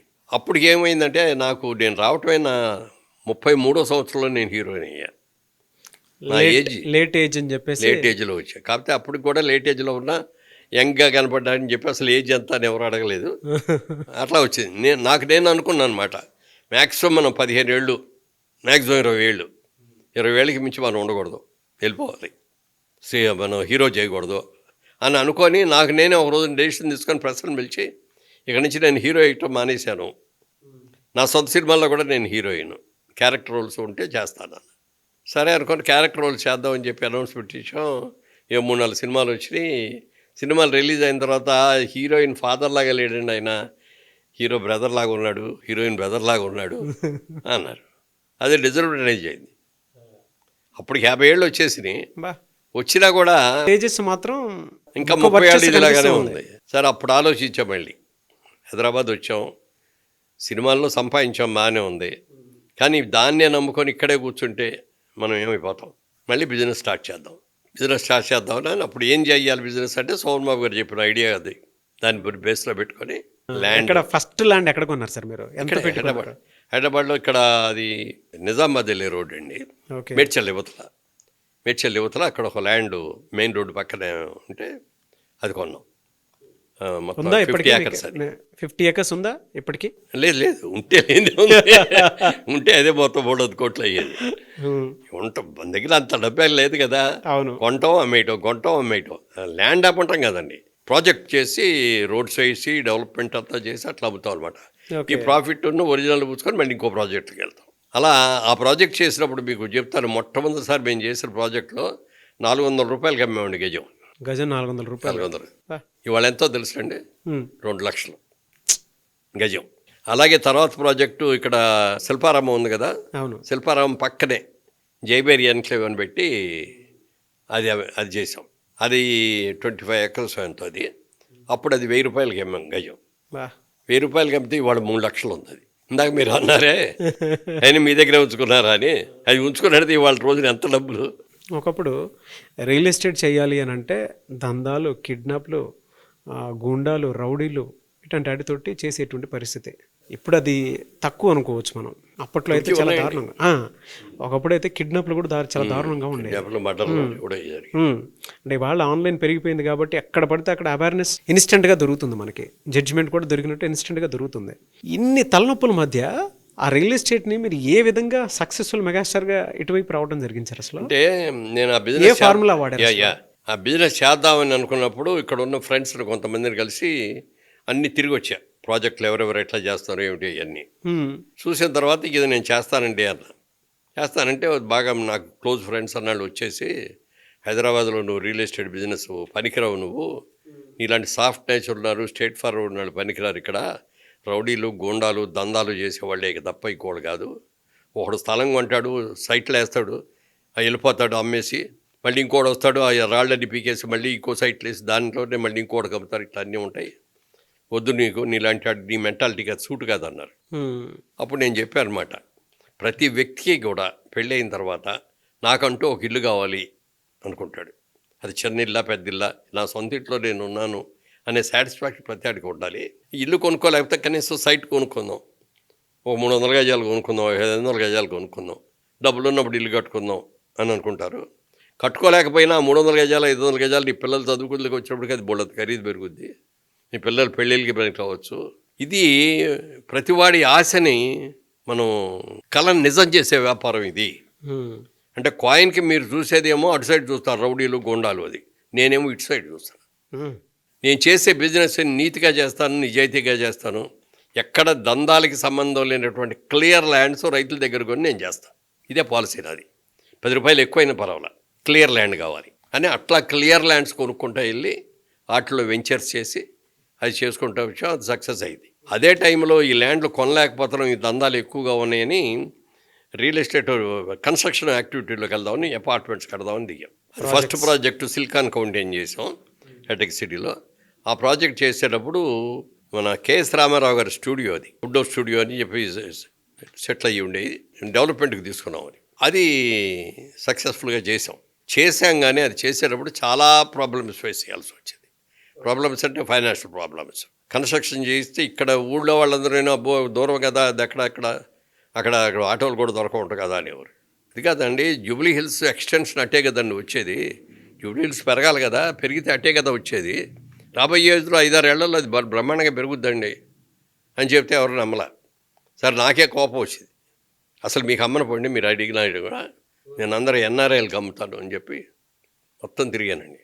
అమెరికా వెళ్ళాను, యూకే వెళ్ళాను, యూఎస్ వెళ్ళాను, ఆస్ట్రేలియా వెళ్ళాను, సింగపూర్ వెళ్ళాను, దుబాయ్ వెళ్ళాను, అన్ని చోట్లకి ఎక్కడ తెలిసినట్టు బ్రెయిన్ డిజైన్ అంటే నేను ఎన్ఆర్ఐస్కి అమ్ముతాను అనేటువంటి ఆ బ్రెయిన్ డిజైన్ ఎలా వచ్చిందండి మీకు? అది ఒకసారి ఎన్ఆర్ఐస్ దగ్గరికి ప్రోగ్రామ్ చూడటానికి వెళ్ళినప్పుడు, ప్రోగ్రామ్ చేయడానికి వెళ్ళాం కదా మేము, తాలా సభలకి అటు వెళ్ళేవాడు. అక్కడ అనేవారు, సార్ మేమంతా ఇంత సంపాదించామండి, ఇక్కడ ఇంత గ్రాండ్గా ఉంటున్నాం, కానీ మా ఊళ్ళల్లో మా పేరెంట్స్ చాలా హీనమైన స్థితిలోనే ఉంటున్నారు, వాళ్ళని వచ్చి ఇక్కడ ఉండమంటేనే వాళ్ళు ఉండలేకపోతున్నారు, పోనీ అక్కడికి వెళ్ళి మా పిల్లల్ని తీసుకెళ్దాం అంటే అక్కడ ఉన్న ఇళ్ళు, ఆ ల్యాబొరేటరీసు, ఆ బాత్రూమ్స్ వీళ్ళకి నచ్చకే వీళ్ళు రావట్లేదు, ఎవరైనా మంచి అపార్ట్మెంట్స్ లాంటివి ఎవరైనా కడితే అందులో తీసుకొని మా వాళ్ళని అందులో పెట్టుకోవాలని ఉందండి అన్నది ఒక మాట, అది గుర్తుంది నాకు. ఓకే. అందుకని వాళ్ళ దగ్గరికి వెళ్ళి మార్కెట్ చేద్దాం చేసాం, అది సక్సెస్ఫుల్గా చాలా వరకు చేసాం. మనం ఏదైనా సరే ప్రాజెక్ట్ మొదలుపెట్టిన తర్వాత కంపల్సరీగా బై హుక్ ఆర్ కుక్ పూర్తి చేయాలి మనం. అంటే మన మీద కాన్ఫిడెన్స్తో మన దగ్గరకు వచ్చారు కస్టమర్, మనం చెప్పిన టైం ప్రకారం మనం చేసేసాటికి హ్యాండ్ ఓవర్ చేస్తే ఉండే దీనికి ఎన్నో నాకు సమస్యలు వచ్చాయండి, 3 ఏళ్లలో చేయట్లేకపోతున్నానండి, 5 ఏళ్ళు పడుతుందండి, 6 ఏళ్ళు పడుతుంది అన్నాను, మన మీద ఇంప్రెషన్ పోతుంది. ఏం చేయాలని తెలిసా మనకి ఫిల్మ్ ఇండస్ట్రీ ఫైనాన్సర్ దాంతో పరిచయం మనకి. వాళ్ళందరూ అప్పుడు సినిమా ఇండస్ట్రీలో ఏంటి 5 రూపాయలు 6 రూపాయలు వడ్డీలు ఉండేవి. నేను అందరికీ చెప్పాను, ఏమంటే సినిమా అయిన వరకు మీరు అట్లా తీసుకున్నారు, ఇచ్చాము, మేము తీసుకున్నాం, చేసాం, ఇది రియల్ ఎస్టేట్ బిజినెస్కి దీంట్లో అంత ఇంట్రెస్ట్ ఇవ్వలేమండి, మీరు మాకు మీద నమ్మకం ఉంటే తగ్గించేవ్వండి అంటే 3 రూపాయలు ఇంట్రెస్ట్కి ఇచ్చారు. ఓకే. అది కూడా ఎక్కువే. సరే అది తీసుకొని అది కూడా చాలా డబ్బు, ఇంకా అంతకంటే ఎక్కువ అప్పు చేయడానికి ఎవరు ఇచ్చేటట్టు కూడా లేరు. అప్పుడు మెడ్రాస్లో నాకు ఇల్లు ఉన్నప్పుడు మెడ్రాస్లో ఇల్లు కొనుక్కున్నాను, ఆ ప్రాపర్టీ అట్లాగే ఉంచుదామని ఉంచేశాను అది. ఓకే. ఇక అప్పుడు కంపల్సరీగా అమ్మేయాల్సి వచ్చింది. అంటే అంతకుముందే అమ్ముదామని చూస్తే మా పిల్లలు మేము ఇక్కడే పెరిగాం కదా, మాకు ఫీలింగ్ ఇది మాకు ఓన్ ఫీలింగ్, దీన్ని అమ్మొద్దు అంటే దాన్ని అలా ఉంచారనమాట. ఇక్కడ డబ్బులు ఎప్పుడైతే అవసరం వచ్చిందో ఇల్లు అమ్మేశాను, తక్కువ ధరకు అమ్మా, మొదట వచ్చిన ఆఫర్ కంటే కూడా. ఆ డబ్బులు తీసుకొచ్చి ప్రాజెక్ట్ పూర్తి చేశాను, అనుకున్న టైం ప్రకారం పూర్తి చేశానండి. పూర్తి అయిపోయిన తర్వాత అబ్బో ఇంత బాగా చేస్తారా మీరు అని అప్పటికి వచ్చి ఎగబడిగా ఉన్నారు. ప్రతి రియల్ ఎస్టేట్ బిజినెస్ మ్యాన్ నేర్చుకోవాల్సిన గొప్ప క్వాలిటీ, ఏదైనా సరే క్వాలిటీ ప్రోడక్ట్ ఇచ్చి ఇన్ టైంలో పూర్తి చేయగలగాలి, ఆ ట్రస్ట్ని మాత్రం బిల్డ్ చేయగలగాలి, అప్పుడు మాత్రమే మనకు లైఫ్లో సక్సెస్ వస్తుంది. ప్రాసెస్లో కొన్ని వెంచర్స్ కూడా ఫెయిల్ అయిపోయి ఉంటాయి కదా, ఆ ఛాలెంజెస్ని ఎలా తీసుకునేటువంటి వాళ్ళు? వెంచర్స్ ఏది కూడా ఫెయిల్ అవ్వలేదండి. ఇప్పుడు మేము మా ఆఫీస్ అది ఉన్న ఇదే ఉంది, అక్కడ జేబేరి ఎన్క్లేవర్ కట్టాం, దాంట్లో కూడా సైట్స్ డెవలప్ చేసి అమ్మేసాం అందరికీ. మా దగ్గర ఒక మిలిటరీ ఆఫీసర్, రిటైర్డ్ ఆఫీసర్ వచ్చాడు ఒక రోజున, వచ్చేసి ఏమండి మురళీమోహన్ గారు మీ గురించి విన్నాను, మీరు బాగా చేస్తారని కూడా విన్నాను, నా రిటైర్మెంట్ డబ్బులు వచ్చినాయి, నేను ఎక్కడో చోట ఇన్వెస్ట్ చేయాలి, నాకు ఎవరి దగ్గరికి వెళ్ళి ఇన్వెస్ట్ చేయాలో తెలియట్లేదు, భయం ఎవరికి ఇద్దామన్నా కూడా, మీ మీద నాకు నమ్మకం ఉంది, మీరంటే మంచి అనే పేరు ఉంది, మీరు ఏం చేస్తారో తెలియదు, నాకు ఒక ఈ ఇన్వెస్ట్మెంట్తో నాకు ఏదైనా సైట్ ఇవ్వండి అన్నాడు.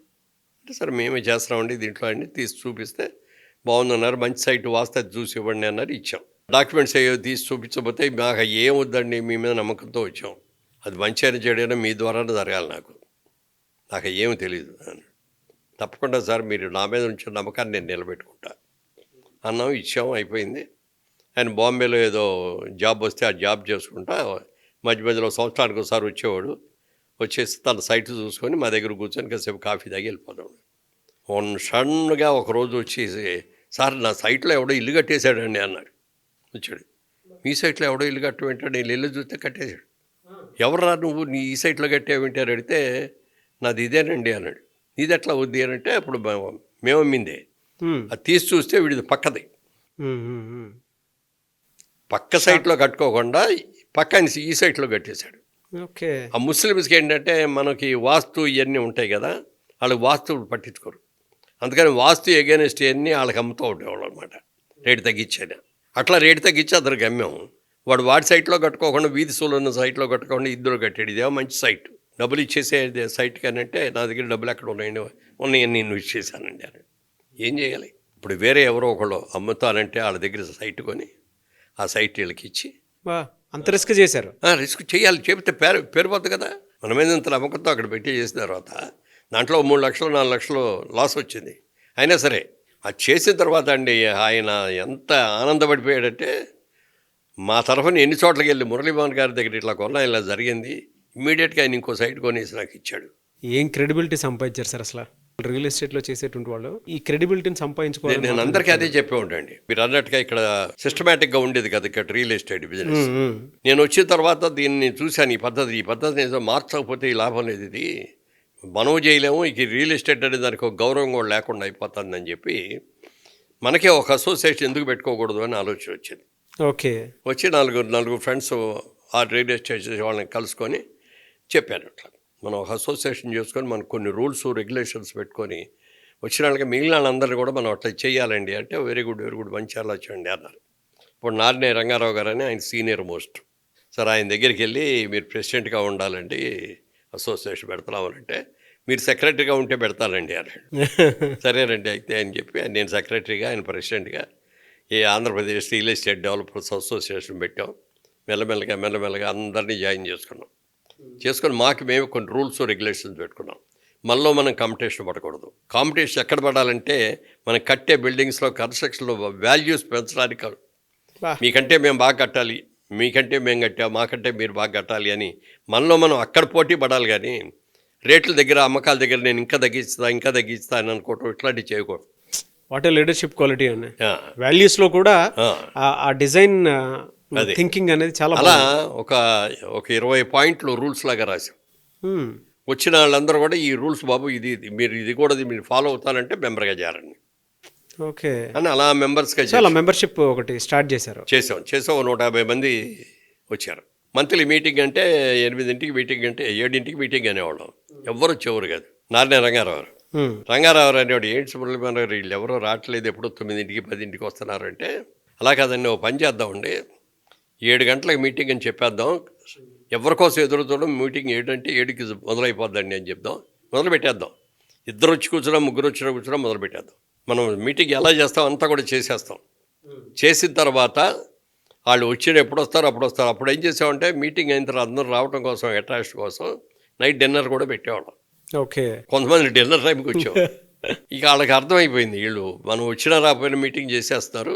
7 o'clock మీటింగ్ అంటే 6:45 కల్లా వచ్చేసి ఒక సిస్టమ్ ఉంచాం. అందరిలో ఫ్రెండ్షిప్ ఒక ఫ్యామిలీ లాగా అందరం అయిపోయేటట్టుగా చేసుకున్నాం రియల్ ఎస్టేట్ వాళ్ళందరం.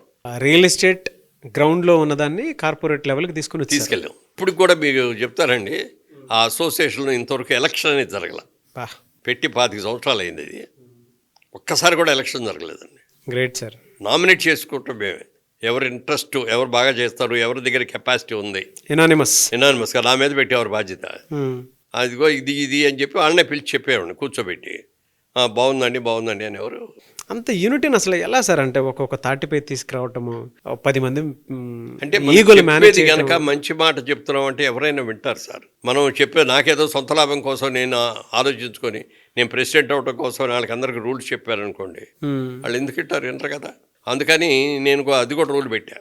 మామూలుగా 2 years పీరియడ్ అండి మాకు కమిటీ వస్తే. 2 years అయిన తర్వాత మళ్ళీ 2 yearsకి వేరే ఇది ఉంటుంది. ఒక్కసారి ప్రెసిడెంట్ అయినతను 2వ టర్మ్ వరకు ఉండొచ్చు, 2 terms మాత్రం. 3rd time ఎంత ఎఫిషియెంట్ అయినా ఉండకూడదు. ఓకే. మళ్ళీ కొత్త వాళ్ళు రావాల్సింది. అంటే అమెరికన్ సిస్టమ్ అండి. అమెరికన్ ప్రెసిడెంట్స్ 1 term లేకపోతే 2వ term వరకు చేయగలుగుతారు, ఆ తర్వాత ఎవరు చేయటానికి లేదు అసలు. అది దీంట్లో పెట్టాము. 30 yearsగా ఒక్కొక్క ఫార్ములాను ఫాలో అయ్యి ఇక్కడ దాకా వచ్చారు, సక్సెస్ అయ్యారు. అండ్ అదే క్రెడిబిలిటీ ఉంది, దాన్ని నమ్ముకొని ఇక్కడ దాకా వచ్చి ఇంకా సక్సెస్ ఫార్ములాని ఇంకా కంటిన్యూ చేస్తూ ఉన్నారు. ఇప్పుడు ఉండేటువంటి వాళ్ళు చిన్న ఛాలెంజ్ వస్తే ఫేస్ చేయలేనటువంటి పరిస్థితి. ఏదైనా సరే మనకి ఎందుకు వచ్చిందిలే అనుకుని వదిలేసి వెళ్ళిపోయేటువంటి పరిస్థితి చూస్తూ ఉన్నాం. ఈ బిజినెస్లో దిగాలి అని అంటే ఎలాంటి గట్స్ కావాలి? ఇప్పుడు ఉండేటువంటి వాళ్ళకి మీరు ఏం చెప్తారు? ఇక్కడ ముఖ్యంగా రండి, హైదరాబాద్లో ల్యాండ్స్ అని ఏంటంటే ఇదివరకు ఇక్కడ ముస్లిం గవర్నమెంట్, ఇక్కడ ఎక్కువ ముస్లిం డామినేషన్, ముస్లిం ఫ్యామిలీస్ ఉన్నాయి. ఇక్కడ పెద్ద సైట్స్ అన్నీ ముస్లిమ్స్యే మేజర్గా. సో ముస్లిం లా వేరును మన ఇండియన్ హిందూ లా వేరు. మన లాలో కొన్ని పెళ్ళి అంటే ఒక భార్యే, 2 పిల్లలు 4 పిల్లలు. ముస్లిమ్స్లోకి వచ్చేటికి 3 భార్యలు 4 భార్యలు కూడా ఉంటారు. అక్కడ మ్యారేజ్లు చేసుకుంటానే వాళ్ళకి తప్పులేదు అందులో. తర్వాత తలాక్ అంటే విడిపోవడం, ఇవన్నీ మనకు లేవు. ఎక్కువ సైట్స్ వాళ్ళ దగ్గర నుంచి కొనాల్సి వచ్చేది. ఓకే. అయితే దాంట్లో కొనడం మూలంగా ఇబ్బందులు ఏమొస్తాయి అంటే, అవి కొన్నప్పుడు అన్ని చూసాలను రిజిస్ట్రేషన్ అన్నీ అయిపోయేది. అయిపోయిన తర్వాత మనం వర్క్ మొదలు పెట్టిన తర్వాత ఇది మాదేనండి అని కూడా వచ్చేవాడు. మీదెట్టా అవుద్దయ్యా, మీకేంటి సంబంధం అంటే, నేను ఆయనకి 3వ భార్య కొడుకునండి, నేను సంతకం పెట్టలేదు అందులో. ఇదేంటారు బాబు నువ్వు ఇట్లా పెట్టలేదంటే, మాది ఇది కదా అన్నాను. సరే ఇట్లాంటివన్నీ లాభం లేదు, సౌమ్యంగా సెటిల్ చేసుకోవాల్సిందే అని చెప్పి అని కూర్చోబెట్టి మెల్లగా చెప్పి, ఇది నీది కాదు బాబు, మాది బాబు, ఇట్లా మేము కొనుక్కున్నాం, ఇదిగో నువ్వు ఇది తీసుకో, ఒక అమౌంట్ ఏదో ఇచ్చి నువ్వు దీని మీద సంతకం పెట్టు, ఇంకా దీని మీద నాకేం ఇది లేదు అని. అలా ఒక్కొక్కటి సెటిల్ చేసుకుంటూ వర్క్ మొదలుపెట్టేవాళ్ళు అనమాట. చాలామంది వచ్చి చాలా మంచి ల్యాండ్ సార్, బ్రహ్మాండమైన ల్యాండ్, చిన్న చిన్న ప్రాబ్లమ్స్ ఉన్నాయండి, మీరు సాల్వ్ చేసుకుని అడిగితే హాఫ్ రేట్కి వస్తుందండి అని. ఎవరు బాబు హాఫ్ రేట్కి వస్తుందని చెప్పి నేను కొన్నాను. నాకు లిటికేషన్ వద్దు, నాకు క్లియర్ ల్యాండ్ కావాలి, 10 రూపాయలు ఎక్కువైనా పర్వాలా, క్లియర్ ల్యాండ్ కావాలి అని నేను కొనేవాడిని కాదు. మా అసోసియేషన్లో కూడా అందరికీ చెప్పాను అది. మనం ఏదైనా సరే లిటికేషన్లో ఉన్న ల్యాండ్లు కొనొద్దు అని చెప్పి అలా చేసుకుంటూ వచ్చాం. కాబట్టి వాళ్ళు బాగున్నారు, మేము బాగున్నాం. పర్ఫెక్ట్ జడ్జ్మెంట్ ఉందో లేదో రీచెక్ చేసుకుని చేయమంటారు ఇప్పటికొచ్చే బిజినెస్ మ్యాన్లకి. అంతే. ఓకే. ఇప్పుడు చాలామంది అట్లా లిటిగేషన్లో పడిపోయి వాళ్ళు కష్టపడి సంపాదించుకున్న డబ్బులు కూడా పోగొట్టుకున్న వాళ్ళు కూడా చాలామంది ఉన్నారు. ఓకే. కాబట్టి మా దగ్గర మాత్రం అలాంటివి ఎక్కడ సార్, ఒక్కడికి not even single case. Okay, very good sir. Jayabheri production ఎలా గిరిబాబు గారి దగ్గర నుంచి మీ వైపుకి అసలు ఏ విధంగా వచ్చింది అది? గిరిబాబు గారు జయభేరి బ్యానర్ అని పెట్టి మొట్టమొదటి దేవతలారా దీవించండి అని ఒక సినిమా తీశాడు. అందులో నేను కూడా ఒక క్యారెక్టర్ చేశాను, సక్సెస్ అయింది బాగా. అది అయిన తర్వాత ఆయనకి జానపద సినిమాలు అంటే బాగా ఇష్టం గిరిబాబు గారికి. ఓకే. కృష్ణ గారిని హీరోగా పెట్టి కృష్ణ గారు గిరిబాబు గారు ఇద్దరు హీరోలుగా, సినిమా పేరు గుర్తులేదు నాకు, ఆ సినిమా తీశారు.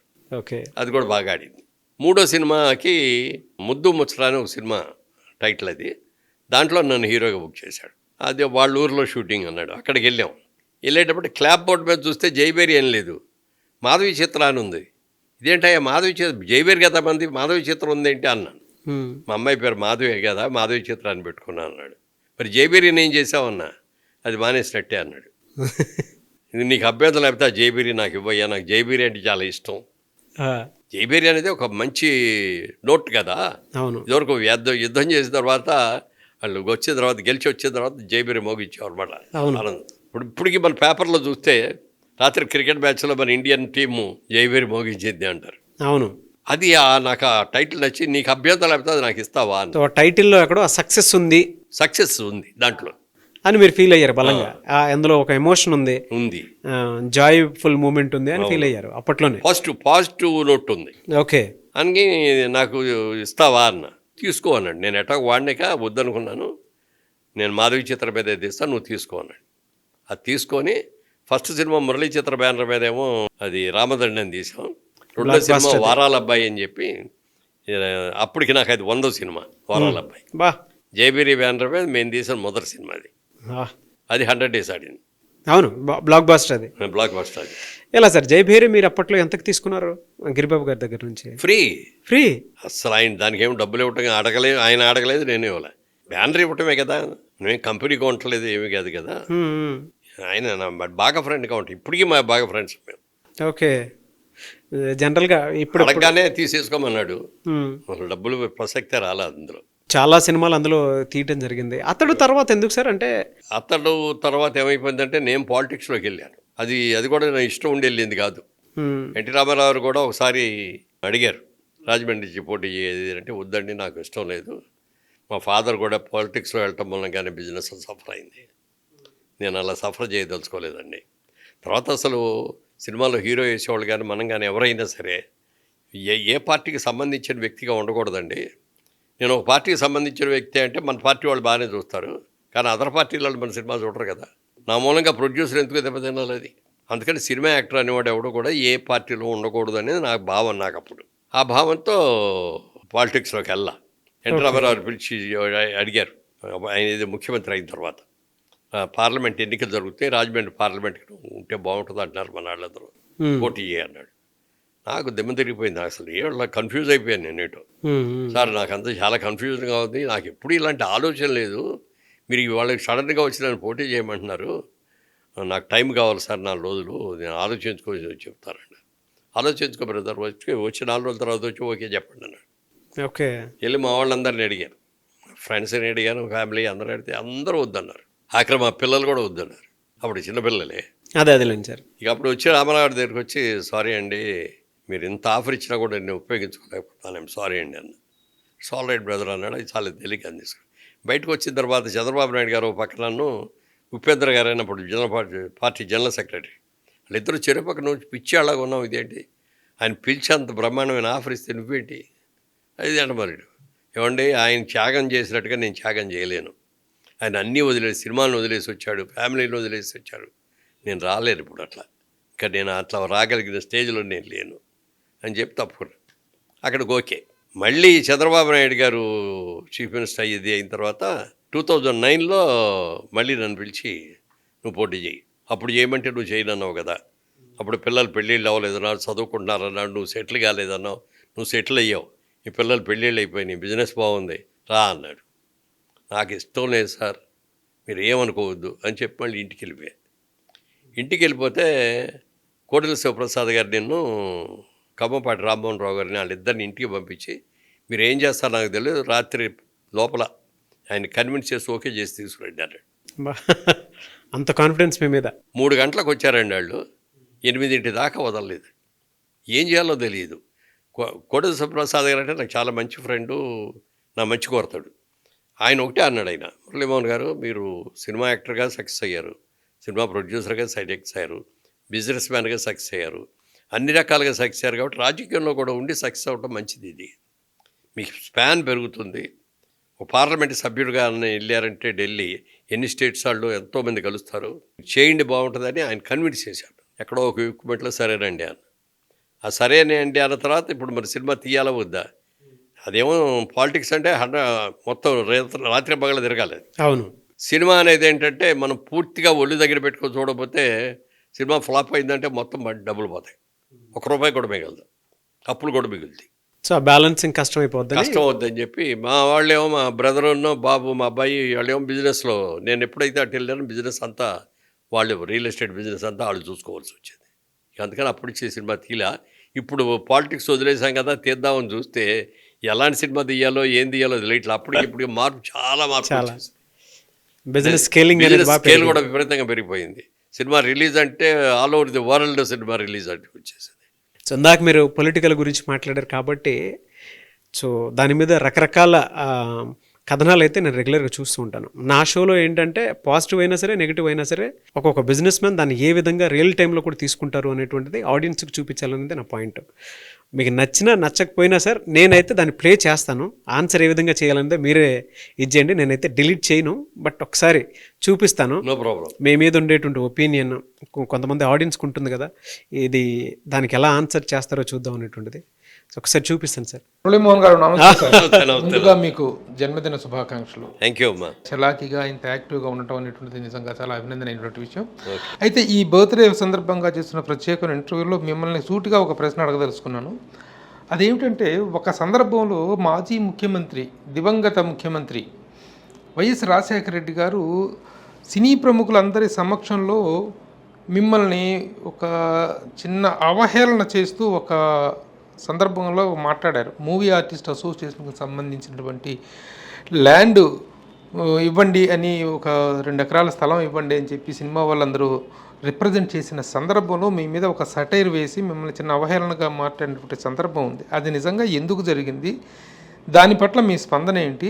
అప్పట్లో ఆ విషయం అందరూ కూడా ఇండస్ట్రీలో మాట్లాడుకోవడం జరిగింది, కానీ ఎప్పుడు కూడాను వివాదాలకు కానీ ఎలాంటి నెగిటివ్ కాంటెక్స్లో మీ పేరు విన్న సందర్భం లేదు. కానీ ఆ సందర్భంలో మాత్రం మిమ్మల్ని గురించి కొంచెం లోగా మాట్లాడుకోవటం వినిపించింది. అప్పటి మీ స్పందన ఏమిటి? ఆ రోజు మీ మానసిక స్థితి ఏంటి? మిమ్మల్ని ఆయన అవమానించారని మీరు ఫీల్ అయ్యారా? నిజంగానే అక్కడ మీకు అవమానం జరిగిందా? ఎందుకంటే అప్పటికే మీరు ఎస్టాబ్లిష్డ్ బిజినెస్ మ్యాన్, మీకు అక్కడికి వెళ్ళి ల్యాండ్ గురించి మాట్లాడాల్సినంత అవసరం అయితే లేదు. ఏం జరిగింది? ఆయన అడిగిన క్వశ్చన్కి అప్పటికి నేను మా ప్రెసిడెంట్ అండి, మా కూడా ఒరిజినల్గా అయితే ఇప్పుడు నాకు రియల్ ఎస్టేట్లో ఎట్లా చెప్పానో, మా అసోసియేషన్ కూడా మనం మెడ్రాస్ నుంచి వచ్చేసిన తర్వాత ఎవరిదో వాళ్ళు అయిపోయాం ఇక్కడ. అవును, మెడ్రాస్లో ఉండగా అందరూ కలివిడిగా ఉండేవాళ్ళం, కలిసేవాళ్ళం, అందరూ ఏదైనా అట్లా చేసుకునేవాళ్ళం.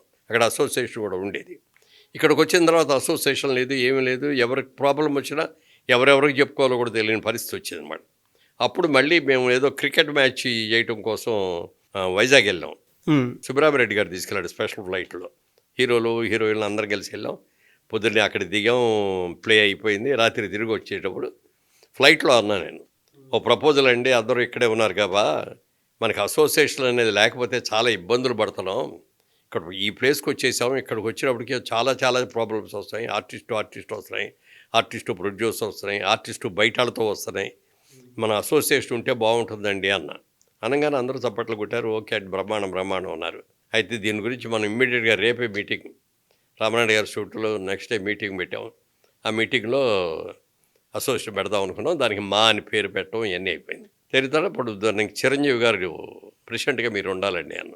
ఆయన అలాగే ఉంటాను, నాకు ఇవన్నీ తెలియదు నాకు సరిగ్గా, మీరు సెక్రటరీగా ఉంటే ఉంటానండి అన్న. సరే నేను సెక్రటరీగా, ఫౌండర్ ప్రెసిడెంట్ అయినా ఫౌండర్ సెక్రటరీగా నేను అసోసియేషన్ స్టార్ట్ చేశాం. మా ఇల్లే ఆఫీసు, బా ఫిల్మ్ నగర్లో మా ఇంట్లోనే. మా స్టాఫే మాది పనిచేసేవాళ్ళు, దీనికి పనిచేసేవారు.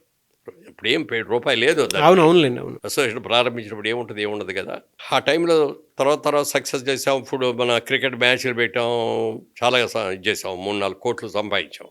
అయితే స్థలం లేదు. స్థలం ఉంటే ఆ స్థలంలో మనం ఇది కట్టుకోవచ్చు.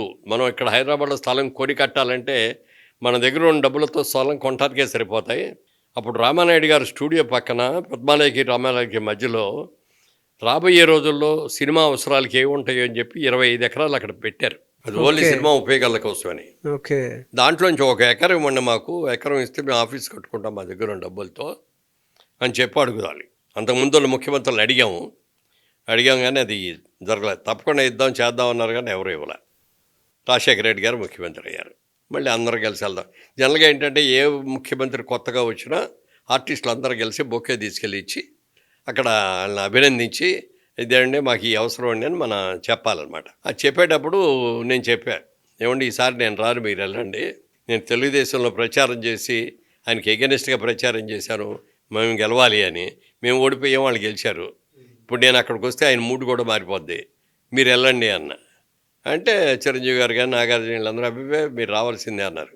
ఒక కండిషన్ అయితే వస్తారండి, ముందు సీట్లో కూర్చొని నేను లాస్ట్ వెనక సీట్లో కూర్చుంటా, మీరే మాట్లాడండి, మీరే చేయండి, నేను కూడా వచ్చినట్టు ప్రజెంట్ అయినట్టు అంతే. ఆయన నన్ను గమనిస్తారో గమనించారో వదిలేసేయండి, కామ్గా కోయిట్గా పని అయిపోవటం కావాలి మనకి అని చివరి అక్కడే కూర్చున్నా. అంతా అడిగారు. అయిన తర్వాత సైట్ కావాలని అడిగారు. అడగగా ఆయన చాలా వ్యంగ్యంగా ఒక మాట అన్నారు. ఆయన మురళీమోహన్ని మీరు వెంటబెట్టి తీసుకొచ్చారు, ఆయన రియల్ ఎస్టేట్లో బోల్డ్ వ్యాపారం చేస్తున్నాడు, ఇక్కడున్న మీ అందరికి కూడా సైట్లు ఇవ్వాలంటే కూడా ఇవ్వగలిగిన కెపాసిటీ ఉంది, అతను పెట్టుకొని నన్ను ఎందుకు అడుగుతున్నారు అన్నాడు.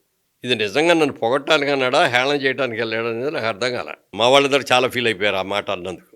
సరే వాట్ ఎవర్ ఇట్ ఈస్ అయిపోయింది. ఇక బయలుదేరుతా ఉన్నాం. ఆయన వెళ్ళిపోతాంటే సార్ ఒక్క నిమిషం అండి అన్న. ఏంటి అన్నాడు. మా హీరోలు అందరూ వచ్చారు కదండి, ఒక ఫోటో దిగుదామండి అన్న. టైం లేదు అని వెళ్ళిపోయారు. ఇంతమంది హీరోలు వచ్చి ఫోటో, హీరోలతో కలిపి మీతో ఫోటో దిగుదామండి. ఎవరెవరు వెళ్ళారు సార్ అప్పుడు? అందరూ వెళ్ళాం. చిరంజీవి గారు, నాగార్జున గారు, వెంకటేష్ గారు, బాలకృష్ణ గారు, అందరూ వెళ్ళాం. నాగేశ్వరరావు గారు, అందరం ఫోటో అడిగితే ఆయన టైం లేదని వెళ్ళిపోయాడు.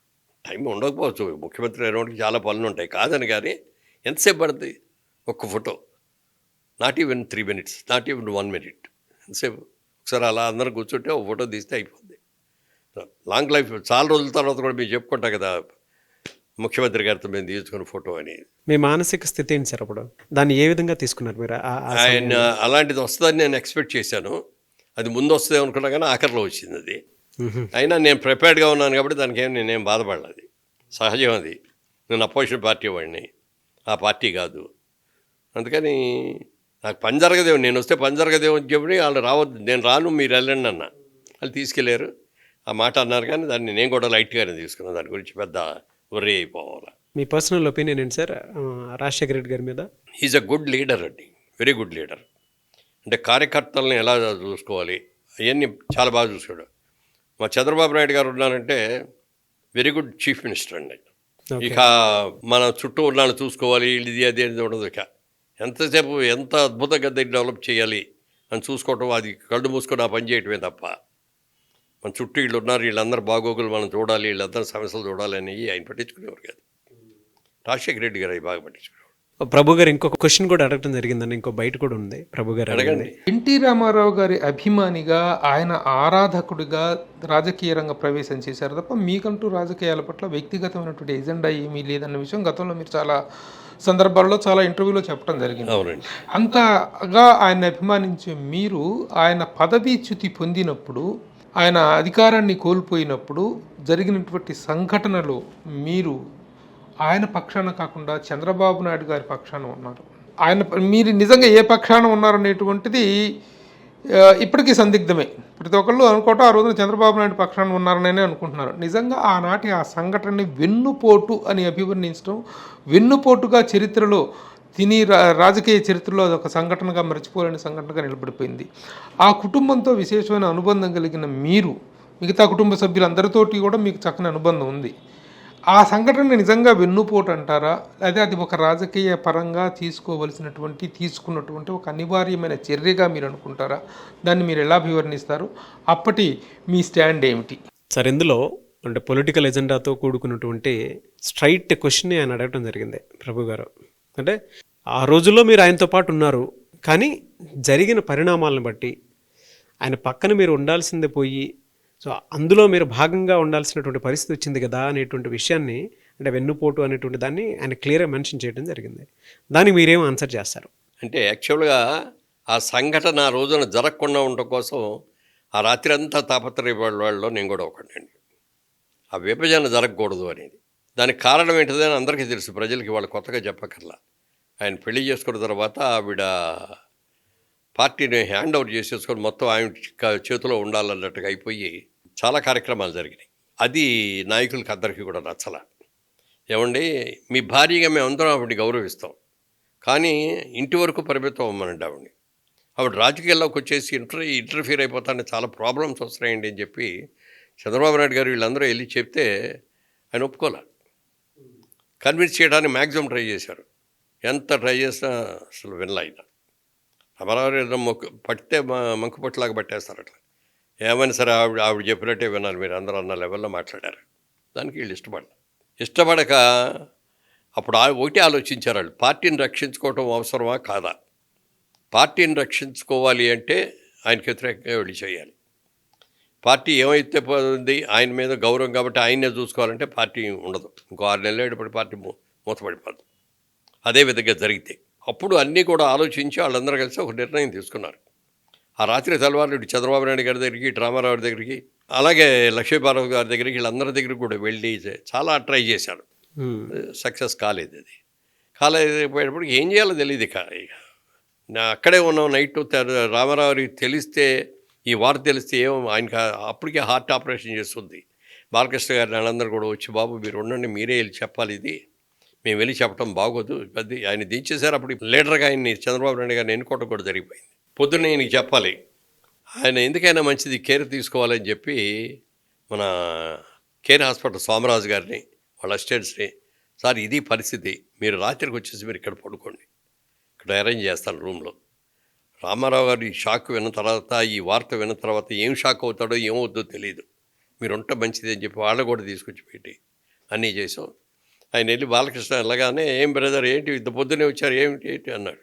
అంటే అదే లేదు, ఏం లేదన్నా, అది ఇది అని చెప్పి ఇలా జరిగిందని చెప్పాడు ఆయన. చెప్పగానే చాలా లైట్గా తీసుకుని, ఇట్స్ ఆల్ రైట్, ఏముంది అది రాజకీయం, ఇట్స్ ఆల్ రైట్ అన్నారు. అంత తేలిగ్గా తీసుకున్నారు. మేమందరం చూసాం, చాలా హ్యాపీగా ఫీల్ అయ్యాం, చాలా స్పోర్టివ్గా తీసుకున్నారు అనుకున్నాం. పొద్దున్నే కాఫీలు ఇచ్చారు, కాఫీలు తాగుతున్నాం. ఈ లోపల అడ్వకేట్ జనరల్ వచ్చాడు. వచ్చేసి ఆయన పక్కన కుర్చీలా కొంచెం చెవులో ఏదో చెప్తున్నాడు. చెప్తా అంటే ఎస్ కరెక్ట్, మీరు చెప్పింది కరెక్ట్ అంటాడు. ఏమిటి ఇది మాకు అర్థం కాలే. ఫైనల్గా ఏంటంటే ఆ రోజున గవర్నమెంట్ని అబాలిష్ చేసేద్దామని అనుకున్నారు. గవర్నర్ దగ్గరికి వెళ్ళి లెటర్ తీసుకొచ్చేసి ఈ మినిస్టర్ మొత్తం చేయటానికి ఇస్తే అప్పుడు ఏం చేయాలో తెలియదు. సరే ఎవరికి ఈయన దగ్గర ఎక్కువ ఎమ్మెల్యేలు ఉన్నారా, ఆయన దగ్గర ఎక్కువ ఎమ్మెల్యేలు ఉన్నారు, దాని మీద ఇది వచ్చింది. వచ్చాక గవర్నర్ పిలిచారనమాట.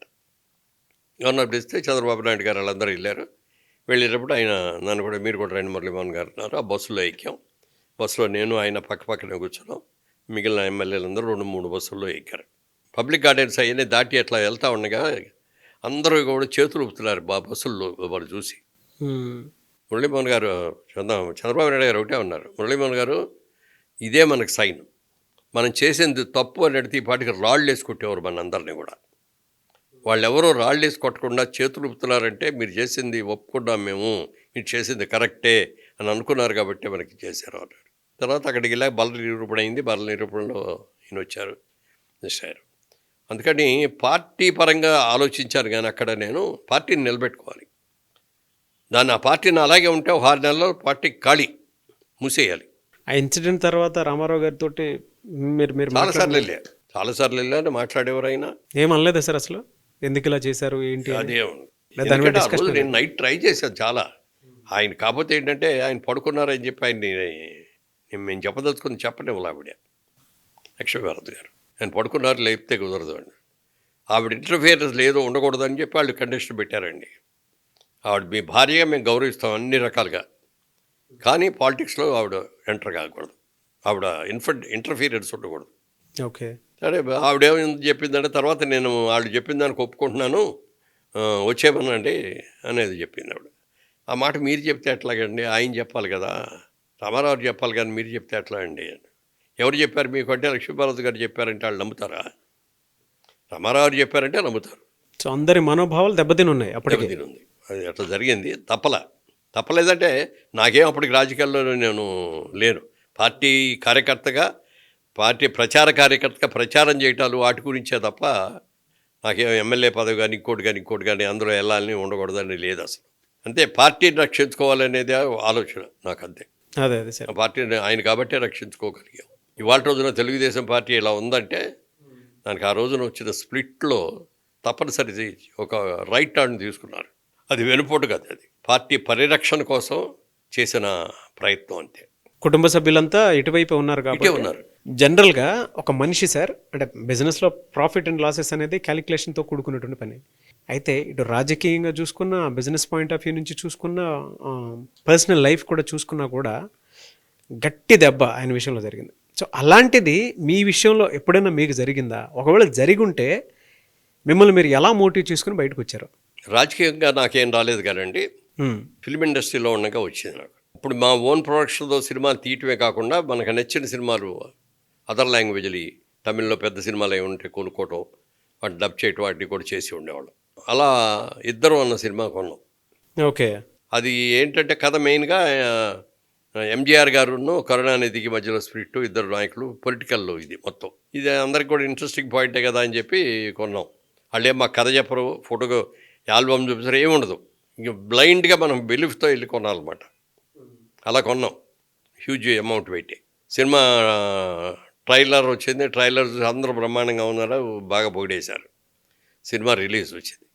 ఫస్ట్ డే మార్నింగ్ షోకి వెళ్ళాం అందరం. ఇంటర్వ్యూలకి గొడవ హూటికి మొదలుపెట్టేశారు. నాకు భయం వేసేసింది అసలు. సినిమా అట్టర్ ఫ్లాప్ అని ఫస్ట్ డే టాకే వచ్చేసింది. ఏం చేయాలి, ఇంత ఇన్వెస్ట్ చేసాం, మన దగ్గర ఉన్న డబ్బులన్నీ ఇన్వెస్ట్ చేసాం, ఫేస్ చేయాలి. ఒకటే ఆలోచించాం, మనం ఏం తప్పు చేయలేదు, ఒక మంచి సినిమా ఇది పెద్ద హిట్ అవుతుందని మనం కొన్నాం, అవ్వలేదు, దీనికి ఎలా స్టాండ్ అవ్వాలి అని ఆలోచించాం. ఇవన్నీ మన డబ్బులు కాదు, మనం సంపాదించిందే కదా ఇక్కడ. ఇవాళ రోజున ఏదో పోయిందని ఎందుకు బాధపడాలి? మళ్ళీ కష్టపడదాం, మళ్ళీ చేద్దాం, మళ్ళీ సంపాదించుకుందాం. అంతేగాని ఇవాళ ఏదో అయిపోయిందని చెప్పి ఏడుస్తా కూర్చొని ఇంట్లో కూర్చోను, లేకపోతే బాగా తాగేసు, లేకపోతే సూసైడ్ చేసుకుని ఇట్లాంటివి చేయకూడదు కదా. అదే చెప్పాము, మా ఫ్యామిలీ అందరికి కూడా అదే చెప్పాము. ఎవరు ఏమి ఇది అవ్వకండి, ఇవన్నీ మనం ఇంటి దగ్గర నుంచి తెచ్చిన డబ్బులు కాదు, ఇక్కడ సంపాదించుకున్న డబ్బులే, మళ్ళీ సంపాదించుకుందాం, మళ్ళీ కష్టపడదాం. ఎంత లాస్ అయ్యారు సార్ అప్పుడు? అప్పుడున్న లెక్కే చాలా ఎక్కువైపోయింది. అంటే రఫ్గా అప్పుడు దాకా ఆల్మోస్ట్ మేము సంపాదించేది చాలా వరకు పోయింది, 3 వంతులు పోయింది దాంట్లో. మళ్ళీ స్టాండ్ అయ్యాం. దానికి సంబంధించి ఒక ఇన్కమ్ ట్యాక్స్ రైడ్ కూడా కాదు, అది వేరే వాళ్ళ మీద జరిగేది, మా దగ్గరికి ఏదో వచ్చింది. అది వచ్చినప్పుడు ఇన్కమ్ ట్యాక్స్ ఆఫీసర్ దగ్గర పిలిచాడు మమ్మల్ని. పిలిచి, ఏమంటే మీ దగ్గర చెక్ చేశారు మా వాళ్ళు, ఏమీ దొరకలేదు, మనకి దొరకలేదని అంటే అది కరెక్ట్గా ఉండదు, మీరు ₹1 కోటి మీ దగ్గర దొరికిందనే దానికి మీరు యాక్సెప్ట్ చేసేయండి, దాంతో అయిపోద్ది, దాని మీద ఏదో ట్యాక్స్ వేస్తాం, సరిపోద్ది. నథింగ్ డూయింగ్ అండి, మీరు చెప్పారని చెప్పి నేను సంతకం పెడితే నేను తప్పు చేసినట్టే కదా. నేను నా బిజినెస్లో నేను తప్పు చేయను, 100% ఇన్కమ్ ట్యాక్స్ కడతాను, 100% వైట్తోనే బిజినెస్ చేస్తాను, నా దగ్గర బ్లాక్ అమౌంట్ అనేది ఉండదు. నేను చేయలేదండి, అలాంటిదే నా దగ్గర లేదు అన్నా. నేను చెప్తున్నా కదండి, ఒకసారి సంతకం పెట్టేయండి అయిపోద్ది అన్నాడు. అంటే కొంచెం సీరియస్గానే, నేను అలాంటి పొరపాటు చేయనండి అని గట్టిగా అన్నాను.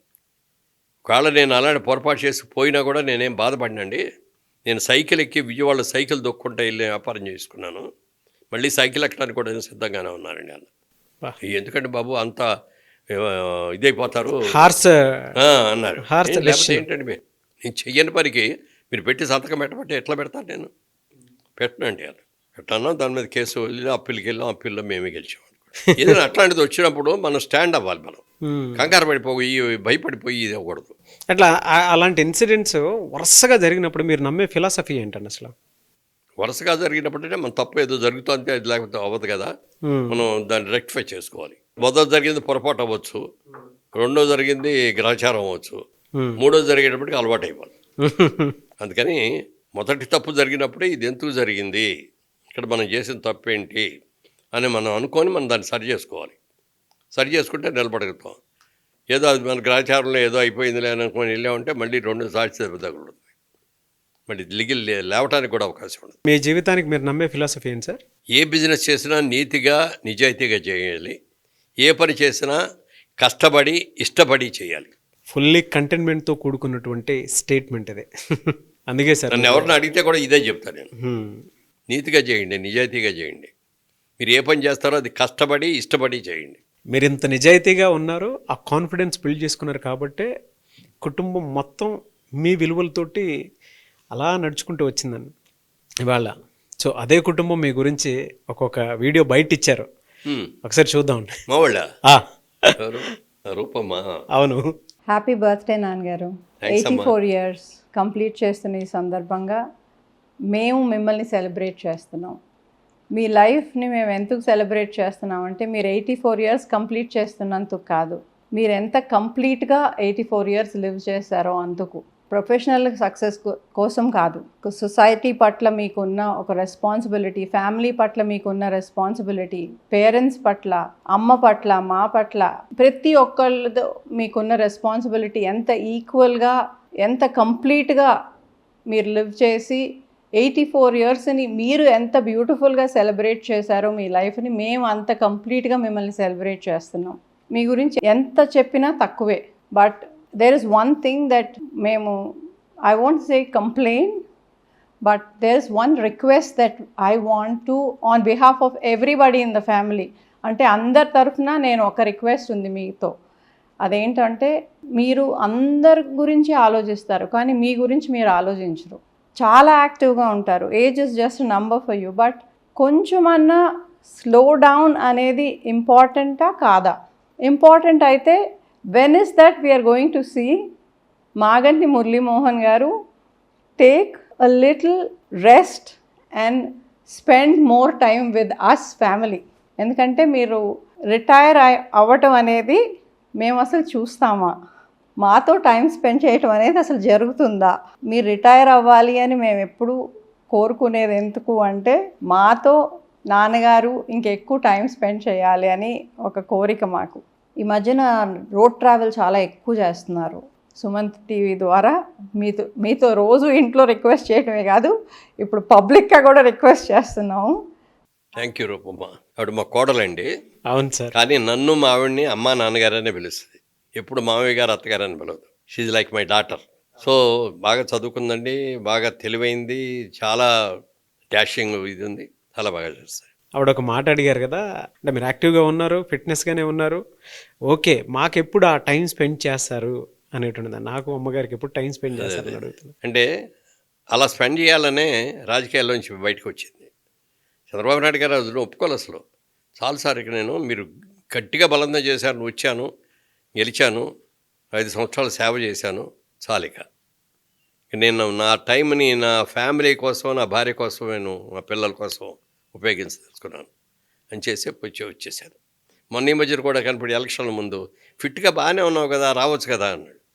ఫిట్గా బయటికి కనపడేంత ఉండొద్దండి, 84 ఏళ్ళు వచ్చిన తర్వాత ఇంకా ఫిట్గా ఉంటామండి అని చెప్పాను. నాకు మొదటి నుంచి కూడా ఏంటంటే ఎంత ఎక్కువ వర్క్ చేస్తే అంత హెల్తీగా ఉంటాం అనేది నా పర్సనల్ ఫీలింగ్. పని ఏమి లేకుండా అలా టీవీలో చూస్తా సఫారా పడుకొని ఇది చేసామనుకోండి, ఉన్నాయి లేని అన్నీ కూడా వస్తాయి. అందుకని పొద్దున్నే హడావుడిగా బయలుదేరి అర్జెంటుగా వెళ్ళిపోవాలి అని చేసి స్పీడ్గా వెళ్ళిపోయి ఆ పళ్ళు చూసుకొని అవన్నీ చూసుకొని అట్లా వస్తే మోర్ యాక్టివ్గా ఉంటాం అనేది నా ఫీలింగ్. ఏం చెప్తారు సార్ రూపమ్మ గారికి? ఏం చెప్తారు? చెప్తున్నా, అదే చెప్తున్నా. కళ్ళు కూడా చెమర్చాయి మాట్లాడేటప్పుడు. అక్కడే నాగేశ్వరరావు గారు నాతో ఒక మాట అన్నారు. ఆయన అంటే అది చాలా ఇష్టం, ఆయన సినిమాలు కూడా చాలా సినిమాలు చేశాను. అన్నపూర్ణ సంస్థ స్టూడియో పేరుతో తీసిన మొదటి సినిమాలో నన్నే హీరోగా పెట్టారు ఆయన చేయకుండా. అంత మంచి ఇది. ఆయన ఒకసారి అన్నారన్నమాట, నేను రిటైర్ అనేది అవును జీవితంలో, చచ్చిపోయే వరకు నేను నటిస్తూనే ఉండాలి, నటిస్తూనే చచ్చిపోవాలి అన్నారు. కరెక్ట్గా ఆ మాట నిలబెట్టుకున్నారు ఆయన. ఆఖరాఖరిలోకి వచ్చేప్పటికి హెల్త్ బాగోలేదు అనుకున్నప్పుడు మనం అనే సినిమా తీసి ఆ మనం సినిమాలో యాక్ట్ చేస్తూ ఇది రోజు రోజుకి డిట్రేట్ అయిపోతున్నారు. నాగార్జునకి పిలిచి నా సీన్లు ఏమైనా ఉన్నాయి వెంటనే తీసుకో, ఇంకా నేను ఎంతకాలం అవుతానో నాకే తెలియట్లేదు అన్నారు. ముందు ఆ సీన్లన్నీ తీశారు. హాస్పిటల్లో ఉండి మళ్ళీ ఒకరోజు ఫోన్ చేసి నా వాయిస్ రేపు పొద్దున్న నేను కనుక చచ్చిపోయి ఎవరన్నా నా వాయిస్ డబ్బింగ్ చేస్తే సూట్ అవుతూ నేనే డబ్బింగ్ చెప్పాలన్నారు. అప్పుడు ఆయన మొత్తం ఎక్విప్మెంట్ తీసుకొచ్చి హాస్పిటల్లో కూర్చోబెట్టి హాస్పిటల్లో రికార్డ్ చేసి డబ్బింగ్ చేశారు. బా అలా చివరి నిమిషం దాకా కూడా ఆయన నటిస్తూనే చచ్చిపోయారు. అలాంటి సాగు నేను కోరుకున్నాను. అందుకని సాధ్యమైనంతకు పని చేయటమే, ఎంత పని అయితే అంత. ఇప్పుడు మా అబ్బాయి మా బ్రదరు వీళ్ళు ఇప్పుడు పిల్లలు అందరూ వాళ్ళు హ్యాండ్ ఓవర్ చేసుకున్నారు, వాళ్ళు బాగానే చేస్తారు. అయినా సరే ఖాళీగా కూర్చోలేను. ఎవరన్నా వచ్చేదని అడిగితే నో అని చెప్పడం నాకు చేత కాదండి. ఏదో కల్చర్లాగా ఇది ఉన్నా కూడా ఎవరు వచ్చి పిలిచినా సరే సాధ్యమైనంతకు డేట్కి ఫ్రీగా ఉంటే డేట్ లేదండి ఖాళీగా లేనండి అని అబద్ధం చెప్పలేను. అందుకని వెళ్తాను. అట్లా వెళ్ళటం రావటం తగ్గించుకోండి అంటారు కానీ నా వల్ల కావట్లేదు. ఏం చెప్తారు రూపమ్మ గారికి మరి? తప్పకుండానమ్మా, తప్పకుండా. ఎందుకంటే ఫ్యామిలీతో గడపాలని నాకు కూడా చాలా ఉంటుంది, గడుపుతున్నాను కూడా. ఇప్పుడు ఇదివరకున్నంత బిజీగా ఇప్పుడే ఉండలేదు. తప్పకుండా అన్నీ ఎమోషనల్గా మాట్లాడుతున్నారు సార్. అవును, ఇప్పటి వరకు అవును. అంటే ఆరోగ్యం కూడా చూసుకోవాలండి. మనం ఏమీ పని లేకుండా ఇంట్లో కూర్చున్నామంటే అనారోగ్యాలన్నీ వచ్చేస్తాయి. ఇప్పటికీ రోజు ఒక 2.5 hours నడుస్తారండి. అంటే ఒకేసారి నడవకుండా 3 ఇన్స్టాల్మెంట్స్గా, మార్నింగ్ ఒకటి, ఈవినింగ్ ఒకటి, నైట్ ఒకటి. అంటే రోజుకి యావరేజ్గా 15,000 స్టెప్స్, యావరేజ్గా 15,000 స్టెప్స్ వచ్చేటట్టుగా. ఒక రోజు ఎక్కువ చేయొచ్చు, ఒక రోజు తక్కువ చేయొచ్చు, బట్ యావరేజ్గా చూసుకుంటే 15,000. ఏ అలవాట్లు మిమ్మల్ని ఇక్కడ దాకా తీసుకొచ్చాయని మీరు అనుకుంటున్నారు సార్? అసలు ఇంత ఫిట్గా, ఇంత సక్సెస్ఫుల్ మ్యాన్గా. సినిమా ఇండస్ట్రీకి వెళ్తున్నాం మనం. మనకు ఆల్రెడీ పెళ్ళి అయింది, 2 పిల్లలు ఉన్నారు. ఇక్కడున్న అట్రాక్షన్స్కో ఏటుకో నేను కనుక బలహీనపడే అదృగానికి అలవాటు పడ్డానంటే నా ఫ్యామిలీ ఏమైపోద్ది, నా పిల్లలు ఏమైపోతారు. అందుకని మనం సినిమా ఇండస్ట్రీలో వరకు కొన్ని రిస్ట్రిక్షన్స్ మనమే పెట్టుకొని, సెల్ఫ్ రిస్ట్రిక్షన్స్ పెట్టుకొని మనం చేయాలి. సినిమా ఇండస్ట్రీలో ఉన్నంత వరకు తాగకూడదు, జోదం ఆడకూడదు, వ్యభిచారం చేయకూడదు, ఇంకా ఇతర కార్యక్రమాలు ఏం చేయకూడదు. ఇంత ఫిట్గా ఉండటం అంటే ఫస్ట్ థింగ్ మా ఫ్యామిలీ జీన్స్ అండి. మా మదరు ఫాదరు బాగా వెరీ హెల్దీ పీపుల్. వాళ్ళకి ఎవరికి కూడా బీపీలు కానీ షుగర్లు కానీ ఏమి లేవు. మా ఫాదర్ 96 years బతికారు, మా మదర్ 100 years బతికారు. సో ఆ జీన్స్ నాకు రావటం వల్ల మంచి హెల్దీ వచ్చింది. ఇక తర్వాత మన చేతిలో బోళ్ళతో ఉంటుంది. మనం ఇష్టం వచ్చినట్టుగా తాగేసి తినేసి చేర్చి అనుకోండి, ఎంత మంచి జీన్స్ అయినా పోతాం.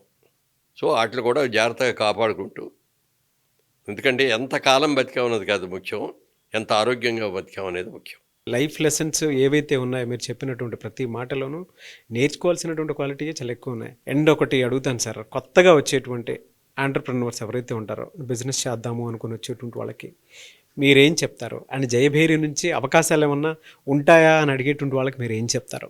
అందరికీ నేను చెప్పేదేనండి, నీతిగా చేయండి, నిజాయితీగా చేయండి. మన కస్టమర్ని ఎప్పుడూ మోసం చేయాలని ట్రై చేయొద్దు. మన దగ్గరకు వచ్చిన కస్టమర్ చాలా హ్యాపీగా వాళ్ళ దగ్గరికి వెళ్ళాం, వాళ్ళ దగ్గర కొన్నాం, ఇది హ్యాపీగా ఉన్నాం, బ్రహ్మాండంగా పెరిగింది అని అనుకోవాలి తప్ప పలానా వాళ్ళ దగ్గరికి వెళ్ళాం, మోసం చేసి మాయ మాటలు చెప్పి మనకు అమ్మాడు, వంట కట్టాడు, మొత్తం డబ్బులు పోయినాయి అనే మాట రాకూడదు. అది మీకు వస్తే మీ సక్సెస్ అవ్వరు బిజినెస్లో. అందుకని ఏ పని చేసినా కష్టపడి ఇష్టపడి చేయండి, నీతిగా చేయండి, నిజాయితీగా చేయండి అని మాత్రం చెప్తాను. ఇవాళ ప్రతి ఒక్కరూ, అంటే ఈ ఇంటర్వ్యూ ఉద్దేశం కూడా మీరు ఫస్ట్ నుంచి కనుక చూస్తే మురళీమోహన్ గారి జీవితం ఎలా స్టార్ట్ అయింది, ఎలా ప్రొడ్యూసర్ అయ్యారు, ఎలా పొలిటీషియన్ అయ్యారు, అండ్ కాంట్రవర్సీస్ని ఎలా ఫేస్ చేశారు, ఛాలెంజెస్ ఎలా ఫేస్ చేశారు, అండ్ ఇవాళకి ఆయన నమ్ముకున్నటువంటి సూత్రం ఏదైనా ఉంది అని అంటే నిజాయితీ. సో ప్రతి ఒక్కరు వీడియో చూసేటువంటి వాళ్ళు కింద కామెంట్ బాక్స్లో మీ ఒపీనియన్ మాత్రం డెఫినెట్గా షేర్ చేయండి. అండ్ కొత్తగా బిజినెస్ చేద్దాము అనుకునేటువంటి వాళ్ళు ఎవరైతే ఉంటారో ఈ CEO's బుక్ తరపున మీకు ఏదన్నా అంటే మీరు ఏం నేర్చుకున్నారు అనేటువంటి దాన్ని కూడా కింద కామెంట్ బాక్స్లో పోస్ట్ చేస్తూ కూడా నాకు కూడా మీరు మెసేజ్ పెట్టవచ్చు. అండ్ కొత్త గెస్ట్లు ఎవరైనా వస్తారు అని అంటే వాళ్ళకు కూడా మీరు సజెషన్స్ వీళ్ళు ఉంటే బాగుంటుంది, ఇంటర్వ్యూ మీద కూడా మీరు ఒపీనియన్ షేర్ చేయొచ్చు మురళీమోహన్ గారి లైఫ్ ఎక్స్పీరియన్స్ మీద. అండ్ మీరు ఏం నేర్చుకున్నారో కూడా చెప్పండి. నేను మురళీమోహన్ గారితో ఫర్దర్గా కూడా మాట్లాడి సార్ వీడియో రిలీజ్ అయిన తర్వాత ఇలా చెప్పారని చెప్పేసి చెప్తాను. మిమ్మల్ని చూసి నిజంగా చాలామంది ఇప్పుడున్న యంగ్స్టర్స్ నేర్చుకోవాల్సినటువంటి విషయాలు చాలా ఉన్నాయండి. నిజాయితీతో కూడుకున్నటువంటి బిజినెస్ మాత్రమే చేయండి, కస్టమర్కి మాత్రం క్రెడిబిలిటీని క్రియేట్ చేయండి, వాళ్ళే మన సక్సెస్కి కారణం అనేటువంటి ఒక విషయాన్ని చాలా క్లుప్తంగా చెప్పారు ఒక్క మాటలో. ఈ రియల్ ఎస్టేట్ గురించి నేను చాలా సందర్భాల్లో మాట్లాడి విని చాలామంది వాళ్ళు కూడా స్థలాలు ఇళ్ళు కొనుక్కున్నారండి. నాకు ఎవరెవరో నాకు పరిచయం లేని వాళ్ళు, మొహం కూడా తెలియని వాళ్ళు, ఏమంటే మీ ఇంటర్వ్యూ చూసి నేను కూడా కొంత నాకు దగ్గర డబ్బులతో పెట్టుబడి పెట్టుకున్నానండి, అది బాగా పెరిగిందండి, చాలా హ్యాపీగా ఉన్నానండి. Great sir. అలాగే సేమ్ థింగ్ ట్రస్ట్ పెట్టాయి. ఇప్పుడు ఇదంతా సొసైటీ నాకు ఇచ్చింది. 100 రూపాయలతో జీవితంతో స్టార్ట్ చేసి నేను వాళ్ళు ఈ స్టేజ్ వచ్చిందంటే సొసైటీ ఇచ్చిందే కదా, నాకు మా అమ్మ నాన్న ఇచ్చింది కాదు. అవును. అందుకని మన అవసరాలు తిరిగిన తర్వాత we have to pay back to the society కొంతవరకైనా అని అనుకొని ట్రస్ట్ పెట్టారండి, మురళీమోహన్ చారిటబుల్ ట్రస్ట్ అని. పేద విద్యార్థులు అంటే బాగా చదువుకునే టాలెంట్ ఉంది, బ్రహ్మాండమైన మార్కులు వస్తున్నాయి, అన్నీ వస్తున్నాయి. ఇంటర్మీడియట్ అయిన తర్వాత ఒక ఎంబీబీఎస్ చదవాలన్నా, ఒక ఇంజనీరింగ్ చదవాలన్నా, ఐఐటీ చదవాలన్నా, ఐఏఎస్ అవ్వాలన్నా ఎవరు ఎలాగా అవుతారు? దానికి ఎంత ఖర్చు అవుతుంది? ఎవరు పెట్టాలి ఇది? అందుకని అది ఆలోచించి అలాంటి మెరిటోరియస్ పూర్ పీపుల్ని మనం అడాప్ట్ చేసుకొని వాళ్ళని చదివిద్దాం అని చెప్పి అది చేస్తున్నామండి. 1000 మంది స్టూడెంట్స్కి చేసి 1000 మంది కూడా ఇప్పుడు దేశ విదేశాల్లో సెటిల్ అయ్యారు. ఎప్పుడు ఇక్కడికి ఇంజిరా వచ్చినా ఒకసారి వచ్చి నాకు కనపడి వెళ్తూ ఉంటారు, లేకపోతే ఫోన్లో మాట్లాడుతూ ఉంటారు, లేకపోతే నా బర్త్డే మ్యారేజ్ డే వస్తే విషెస్ పంపుతూ ఉంటారు. అదే ఆత్మసంతృప్తి. అవును. అన్నదానాల కంటే అన్నదానం గొప్పదంటారు. నిజమే, అన్నదానం ఆకలి వేసినప్పుడు ఏమీ తట్టుకోలేవు. పెట్టిన తర్వాత తిన్న తర్వాత చాలు సార్, కడుపు నిండిపోయింది సార్ అంటాం, చాలా సంతృప్తిగా చాలంటాడు. కానీ రేపు పొద్దున మళ్ళీ ఆకలి వేస్తుంది కదా, మళ్ళీ రేపు పొద్దున వెళ్ళి అడుక్కోవాలి కదా. లేదు డబ్బులు, ఎవరి దగ్గరికి వెళ్ళి చాలా కష్టాల్లో ఉన్నానండి, నాకు ఏదైనా హెల్ప్ చేయండి అన్నారు, 25,000 50,000 ఇచ్చామనుకోండి, వారం నెల రోజులు 3 నెలలు అయినప్పటికీ మళ్ళీ అయిపోతే మళ్ళీ వచ్చి అడుగుతాడు. ఇది ఏది కాదు, మనం చదువు చెప్పిద్దాం. చదువు చెప్పిస్తే ఆడ కాడ మీద వాడు నిలబడేటట్టు, వాడు బతకగలిగేటట్టు చేస్తే వాడు వాళ్ళ తమ్ముళ్ళని, చెల్లెల్ని, మేనరుల్ని, మేనగోడల్ని అందరినీ కూడా ఫ్యామిలీని మొత్తం పైకి తీసుకొస్తాడు. ఇది బెస్ట్. మనం ఈ విధంగా చేసేది మనం ఖర్చు పెట్టేది 100కి 100 పాళ్ళు మంచి జరుగుద్ది అన్న ఆలోచించి ఈ ట్రస్ట్ ద్వారా చేస్తాం. Great sir. అంటే ఇప్పుడున్న జనరేషన్ వాళ్ళకి సొసైటీకి మీరు ఇవ్వాల్సింది కూడా ఒకటి ఉంటుంది, కాంట్రిబ్యూట్ చేయాల్సిందే అనేటువంటి విషయాన్ని కూడా గుర్తు చేశారు. Thank you so much for your word sir. Entire interview మీద, CEO's బుక్ మీద మీ ఒపీనియన్ ఏంటి? అండ్ కొత్తగా వచ్చేటువంటి ఆంటర్‌ప్రెన్యూర్స్కి మీరు రిఫరెన్స్ ఇస్తారా ఇందులో రమ్మని చెప్పేసి? ఈ మధ్యన కొన్ని ఇంటర్వ్యూలు చేయడానికి వచ్చేవాడు చూస్తే నాకే బాధ కలుగుతుంది. అంటే వాళ్ళు వచ్చి ఇంటర్వ్యూ చేయడం మొదలుపెట్టే వరకు మనకు తెలియదు ఏం అడుగుతారండి. మీరు ఏ సినిమాలో వచ్చారండి, సినిమాలో ఎట్లా ఛాన్స్ వచ్చిందండి, ఇట్లాంటివి అడుగుతాయి. ఎన్ని పనికిరాని క్వశ్చన్లు ఎన్ని సార్లు చెప్పాం, అందరికీ తెలుసు. అలాంటివి ఏమైనా తెలుసుకోవాలంటే ఇప్పుడు యంగ్స్టర్స్ని అడిగి తెలుసుకోవాలి కాబట్టి మమ్మల్ని అడిగి చెప్పేది ఉంది. మీరు అలా కాకుండా ఇప్పుడు సైడ్ పొలిటికల్ అడిగారు, సైడు బిజినెస్కి అడిగారు, సినిమా గురించి అడిగారు, అన్నీ అడిగారు. అన్నీ క్లుప్తంగా ఇప్పుడు ఇవన్నీ మీరు అడిగినవన్నీ ఎలాబొరేట్గా చెప్పాలంటే ఓ సీరియల్, మన తెలుగు సినిమాలో తెలుగు టీవీలో వచ్చే సీరియల్ లాగా అయిపోతుంది. ఎలా షో మీద మీ ఒపీనియన్? బాగుంది, డెఫినెట్గా అంతా కూడా మంచి పాయింట్స్ విన్న వాళ్ళకి అందరికీ ఇది కరెక్టే కదా, మనం కూడా ఇలా చేస్తే బాగుంటుంది కదా అనే ఫీలింగ్ రావాలి తప్ప ఏదో కాలక్షేపం చెప్పేళ్ళే విన్నాంలే వెళ్ళిపోయావులే అంటే ఉపయోగం ఉండదు. మనం చెప్పిన ఇంటర్వ్యూ చూసి వాడి మనసులో స్పందన కలగాలి, దాన్ని వీలైతే ఆచరించగలగాలి. సో మీకు అది కలిగింది. థ్యాంక్ యూ సో మచ్ మీరు బ్లెస్ చేసినందుకు. నో వర్డ్స్ అండి. సార్ షో మీద ఒపీనియన్, బుక్ మీద మీ సిగ్నేచర్ పెట్టి మీరేం రాస్తారో రాయండి సార్. షో మీద ఒపీనియన్ అంటే మీ స్టైల్లో.